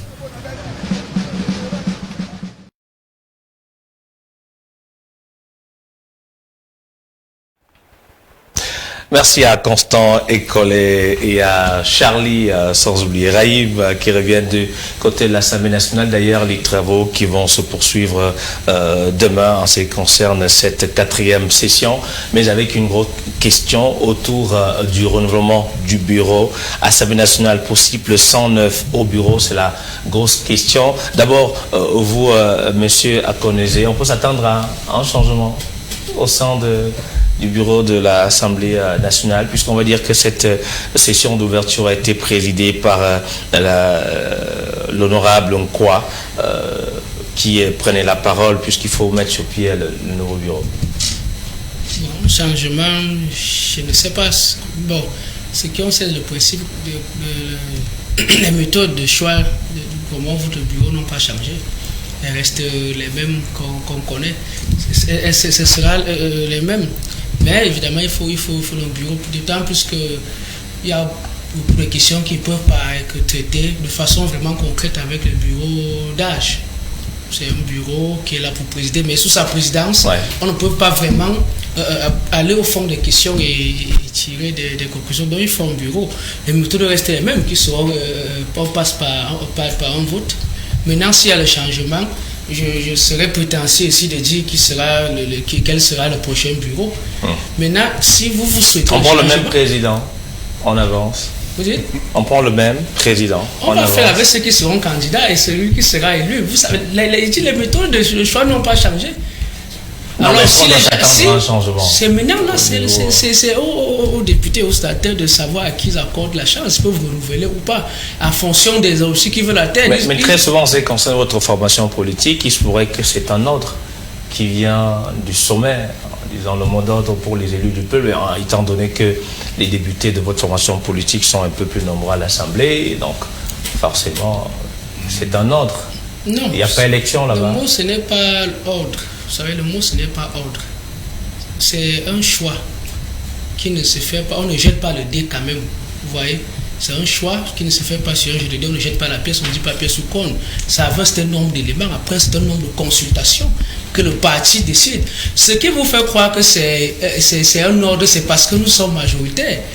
Nous, si nous n'avions pas été majoritaires à l'Assemblée nationale, on allait présenter un candidat qui aurait pu perdre, mais comme nous avons la majorité et que nous sommes unis, quand on présente un candidat, ça passe pour un ordre ou bien même pour une nomination. Maintenant, il faut bien savoir que c'est parce qu'il y a la majorité, une majorité qu'on a méritée, parce que c'est le peuple qui veut qu'on ait cette majorité-là. C'est pour ça que ça passe souvent comme un ordre ou une nomination. Non, c'est pas ça.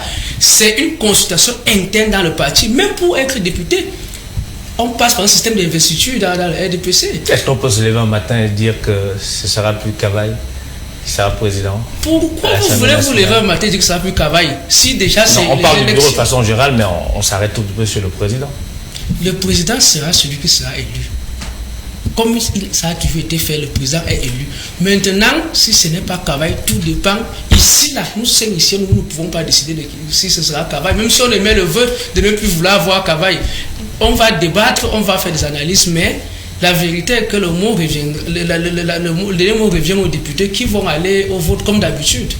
Ok, Monsieur Patrice Bion, information sur cette question, l'Assemblée nationale qui se retrouve, et on a écouté quelques députés tout à l'heure qui parlent des problèmes de la société. C'est bien de penser à un nouveau bureau, mais également il est temps peut-être que les élus du peuple prennent à cœur un certain nombre de problèmes pour permettre aux populations de vivre dans des meilleures conditions de vie. Que chaque député essaye déjà de recenser les différentes difficultés que les populations où il a été élu portent. Parce qu'il y a beaucoup qui sont à Yaoundé, à Douala, qui se baladent, mais où ils ont été élus. Les populations souffrent là-bas et rarement ils en parlent. Ils parlent de tout, sauf généralement les populations qui les ont élues. Et c'est un problème. Mais maintenant, ce qui m'intéresse beaucoup, c'est qu'en lisant l'article 16 de la Constitution, je ne vois pas une partie où on dit que élire un bureau chaque année, renouveler, ou alors changer un bureau chaque année. La Constitution ne nous parle pas de ça. La Constitution ne nous parle même pas de la couleur du sang, nouveau ou vieux, jeune ou vieux. La Constitution ne nous parle pas de ça. La Constitution nous dit que chaque année, il y a un bureau qui est voté. S'il est renouvelé ou reconduit, là maintenant, ça dépend des formations politiques qui se trouvent à l'Assemblée nationale. Il s'avère justement que le RDPC a 152 députés. Comment on fait pour avoir des députés? On ne fait pas des députés comme tout en étant à étudier. C'est-à-dire que comme vous voulez dire qu'on décide. Donc c'est étudié qui dit que bon, sera député, le professeur Onangini sera député du côté du Nord aussi. Ce n'est pas de ça qu'il s'agit. On part à la conquête de l'électorat et on est élu par le peuple.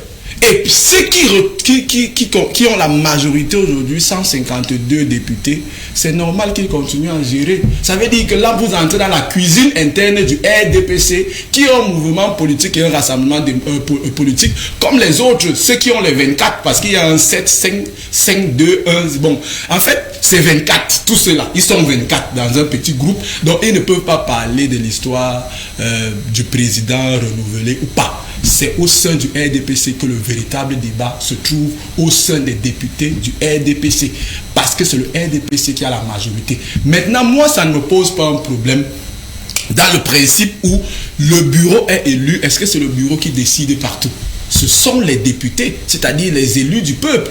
Alors, celui qui a été élu du peuple ne peut pas être moins élu du peuple parce qu'il est vieux ou alors trop laid, ou il y aurait un autre qui serait très beau, très jeune, très élégant. Non, la Constitution nous dit ce qu'on doit faire. Lisons la Constitution et laissons les partis politiques faire ce qu'ils ont à faire. Mais notre tendance, c'est qu'on veut quand même que les choses changent et que les choses bougent pour que... Non, les choses, je n'ai pas dit forcément, on peut avoir les mêmes personnes, mais des choses changées. Mais comment on peut avoir des nouvelles personnes avec une fermeture qui met en sorte que les choses ne bougent même pas du tout? Non, mais Patrice, si on veut voir les choses changer, parfois aussi il faut changer les hommes. Sauf que si on a les mêmes hommes depuis des années, est-ce qu'on peut encore s'attendre à un véritable changement? Vous avez changé de père. Est-ce que c'est pour autant que vous êtes très intelligent ou alors moins intelligent qu'avant? Vous avez le même père, mais au fur et à mesure, vous apprenez des difficultés et vous donnez des meilleures solutions aux problèmes que vous rencontrez. Ça voudrait dire en réalité qu'on peut faire 40 ans, 60 ans, si on a un esprit renouvelé. À tout moment, alors on posera toujours des bons actes et des bonnes décisions. L'âge n'est pas... L'âge, en réalité, ce n'est pas le poids de la chair, mais c'est le poids de l'esprit. Ça voudrait dire qu'on peut être jeune de chair, mais avoir un esprit vieux. Et ce que nous voulons, ce n'est pas de nous arrêter sur les âges des gens, mais sur la fraîcheur de leurs esprits, la capacité à s'élever, la capacité à proposer des choses qui entrent dans l'ensemble, la capacité à dépasser nos propres besoins pour intégrer et mettre en priorité les besoins de la grande majorité qui est le peuple. Alors c'est très important, notamment M. Iya, sur cette question. L'Assemblée nationale qui va se retrouver dès demain, certes il y a l'élection, mais l'un des problèmes majeurs, ça peut être aussi le problème des enseignants. On a écouté tout à l'heure le député, l'honorable Cabral Libri qui a pris la parole et qui estime que c'est des mesurettes, ce sont ces mots, les décisions du gouvernement et que ça ne résout pas de façon fondamentale la question de l'enseignant. Ça peut être aussi l'un des sujets majeurs de cette session. Nécessairement, ce sera un sujet majeur parce que c'est un sujet d'actualité. Et bien entendu, les leaders politiques se nourrissent des sujets d'actualité. Ils essayent de manipuler ces sujets d'actualité à leur guise pour essayer de faire fléchir le gouvernement sur un ensemble de points. Et bien entendu, pour gagner aussi la sympathie de la population. Parce qu'il est plus intéressant et plus facile même aussi pour un leader politique de se placer du côté des revendications de la population que de dire, au leader politique de dire à la population, écoutez, vos revendications sont extraordinaires, elles ne peuvent pas être résolues dès à présent. Donc, bien entendu, l'honorable Cabral Libri est dans son rôle. Il a fait plusieurs sorties sur cette question. Et le PCRN est très actif sur la question des enseignants aussi. Ce sera abordé, mais tout dépendra de la capacité avec laquelle l'Assemblée nationale est capable d'impulser une réelle dynamique, un réel changement dans cette question sociale qui a trait aux enseignants. Ce sera à voir dans les prochaines années. Alors c'est important. Prof, est-ce qu'on peut s'attendre réellement à un changement? Est-ce qu'on peut se réveiller un matin? Je ne sais pas. Mais j'aurais peut-être voulu dire... Je vois que vous avez été... J'aurais peut-être voulu dire une seconde par rapport... un mot, pardon. Par rapport au changement. Au-delà de ce que M. Mvomo disait, qui est tout à fait exact, on n'a pas nécessairement besoin de s'attarder sur l'âge. Mais il y a quand même une phrase qui me vient à l'esprit, que le président de la République a utilisée. C'est la phrase de la transition générationnelle. On la pense quand? On la pense comment? Quand est-ce qu'on y va véritablement? Alors, prof, on prend les mêmes, on recommence en ce qui concerne le bureau de l'Assemblée nationale. On s'attend à quelque chose? Ça, ce sont les faux débats. Les faux débats, comment? C'est un débat. Une assemblée est un lieu d'équilibre politique. Ce qui détermine l'évolution de l'équilibre politique, ce sont les rapports de force entre les différentes composantes de l'assemblée. Si le parti majoritaire a une orientation qui lui commande de reconduire ce que vous considérez comme les gens qu'on doit changer, il va le faire sans état d'âme. Et puis, il y a les habitudes politiques camerounaises. Il est évident qu'il peut y avoir de petits ajustements à la périphérie, mais que les positions centrales et dominantes vont rester les mêmes. Vous êtes dans un pays, vous ne regardez même pas comment ça fonctionne. Depuis que le Cameroun pratique le pluralisme à vocation démocratique, vous avez vu que ces choses-là ont changé, elles ne changeront pas. Et ceux qui rêvent de voir le président Cavaille ailleurs, ils peuvent continuer de rêver. Oui, mais le rêve, il est tout à fait perdu. Maintenant, c'est concerne même les élus. Comme il n'arrive pas à voir la tête du président Biya, il se contenterait de celle du très honorable Cavaille. Non, ce sont des faux débats, typiques. Dans les options qui conduisent une société, ce n'est pas l'âge, ce n'est pas le physique, ce n'est pas l'origine qui sont les éléments déterminants. Ce qui est déterminant, c'est l'orientation mentale et comportementale des gens.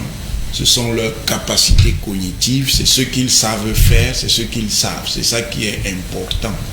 Ne nous perdons pas dans des choses qui relèvent de la vase. Alors, si c'est la majorité qui, à un moment donné, porte sa voix pour le président et notamment d'autres membres, il y a aussi cette question sur l'efficacité même de ces élus du peuple. Est-ce qu'ils arrivent réellement à faire le travail pour permettre à leur population, et Patrice parlait de ça tout à l'heure, parce que certains vivent dans les grandes villes, ils ne vont même pas dans les localités qui les ont portés à la tête de... Supposons même que les députés n'arrivent pas, comme vous dites, à faire leur travail. Ils sont élus. Les Camerounais les ont choisis. C'est aux Camerounais donc de les évaluer et d'estimer que bon, ceux qui n'ont pas permis l'expression, le niveau, qui ne puissent plus revenir pour un nouveau mandat. Mais De toute façon, dans notre jeu parlementaire, il y a des aspects qui doivent progresser au plan institutionnel, notamment celui de la préparation du travail parlementaire. Il faudrait, de mon point de vue, institutionnaliser même des attachés parlementaires qui accompagnent les parlementaires pour qu'ils aient une meilleure connaissance des problèmes. Même lorsque ce sont des gens formés dans tel ou tel domaine, il n'est pas sûr qu'ils maîtriseront tous les problèmes. Ils ont donc besoin d'être accompagnés. Et il est important que la République fasse l'effort nécessaire pour qu'il y ait cet accompagnement, pour que le processus législatif soit amélioré. Je vous remercie, cher monsieur, d'être venu ce dimanche au débat pour échanger avec nous. Mais j'ai une image à vous présenter, c'est l'image de fin du club de ce dimanche. On va présenter cette image grâce à Serge Essomba, qui va donc nous présenter l'image de fin de notre débat de ce dimanche, en remerciant nos différents invités qui ont bel et bien accepté de venir sur le plateau aujourd'hui. Merci beaucoup. Débat civilisé, même s'il y avait des orientations divergentes. C'est ça le débat républicain. Ok. C'est pas le palapala qu'on voit. Alors, est-ce qu'on peut avoir l'image Serge Essomba qui réalise le club? Alors, c'est cette image. C'est Ernest Obama qui est le nouveau directeur de la communication de la Fédération camerounaise de football, par ailleurs concepteur du club et directeur général des B-News 1, le tam-tam du continent, et on tenait à lui souhaiter toutes nos félicitations et surtout bon vent dans cette toute nouvelle mission. Et il reste directeur général des B-News 1, donc la fidélité, la fidélité, la loyauté paye, et ça, il est le produit en fait du travail, fidélité et loyauté, et ce sont des éléments et des valeurs qui sont très importantes pour les hommes politiques et les hommes publics. Et c'est très important. Pas seulement. Les ristournes. Merci donc au prof Mathias Eric Owanangini, merci à monsieur Mathieu Davy et merci à Patrice Siméon Vomon, merci à monsieur Akonozé Descartes, les invités du club de ce dimanche. Merci à toutes les équipes techniques et rédactionnelles qui ont travaillé autour du club de ce dimanche. Prenez soin de vous et surtout profitez pour ceux qui sont à la maison et qui ne peuvent pas faire de déplacement pour regarder la finale de la Coupe du Cameroun qui se joue ce dimanche du côté du stade Amadou Ahidjo. Bye bye.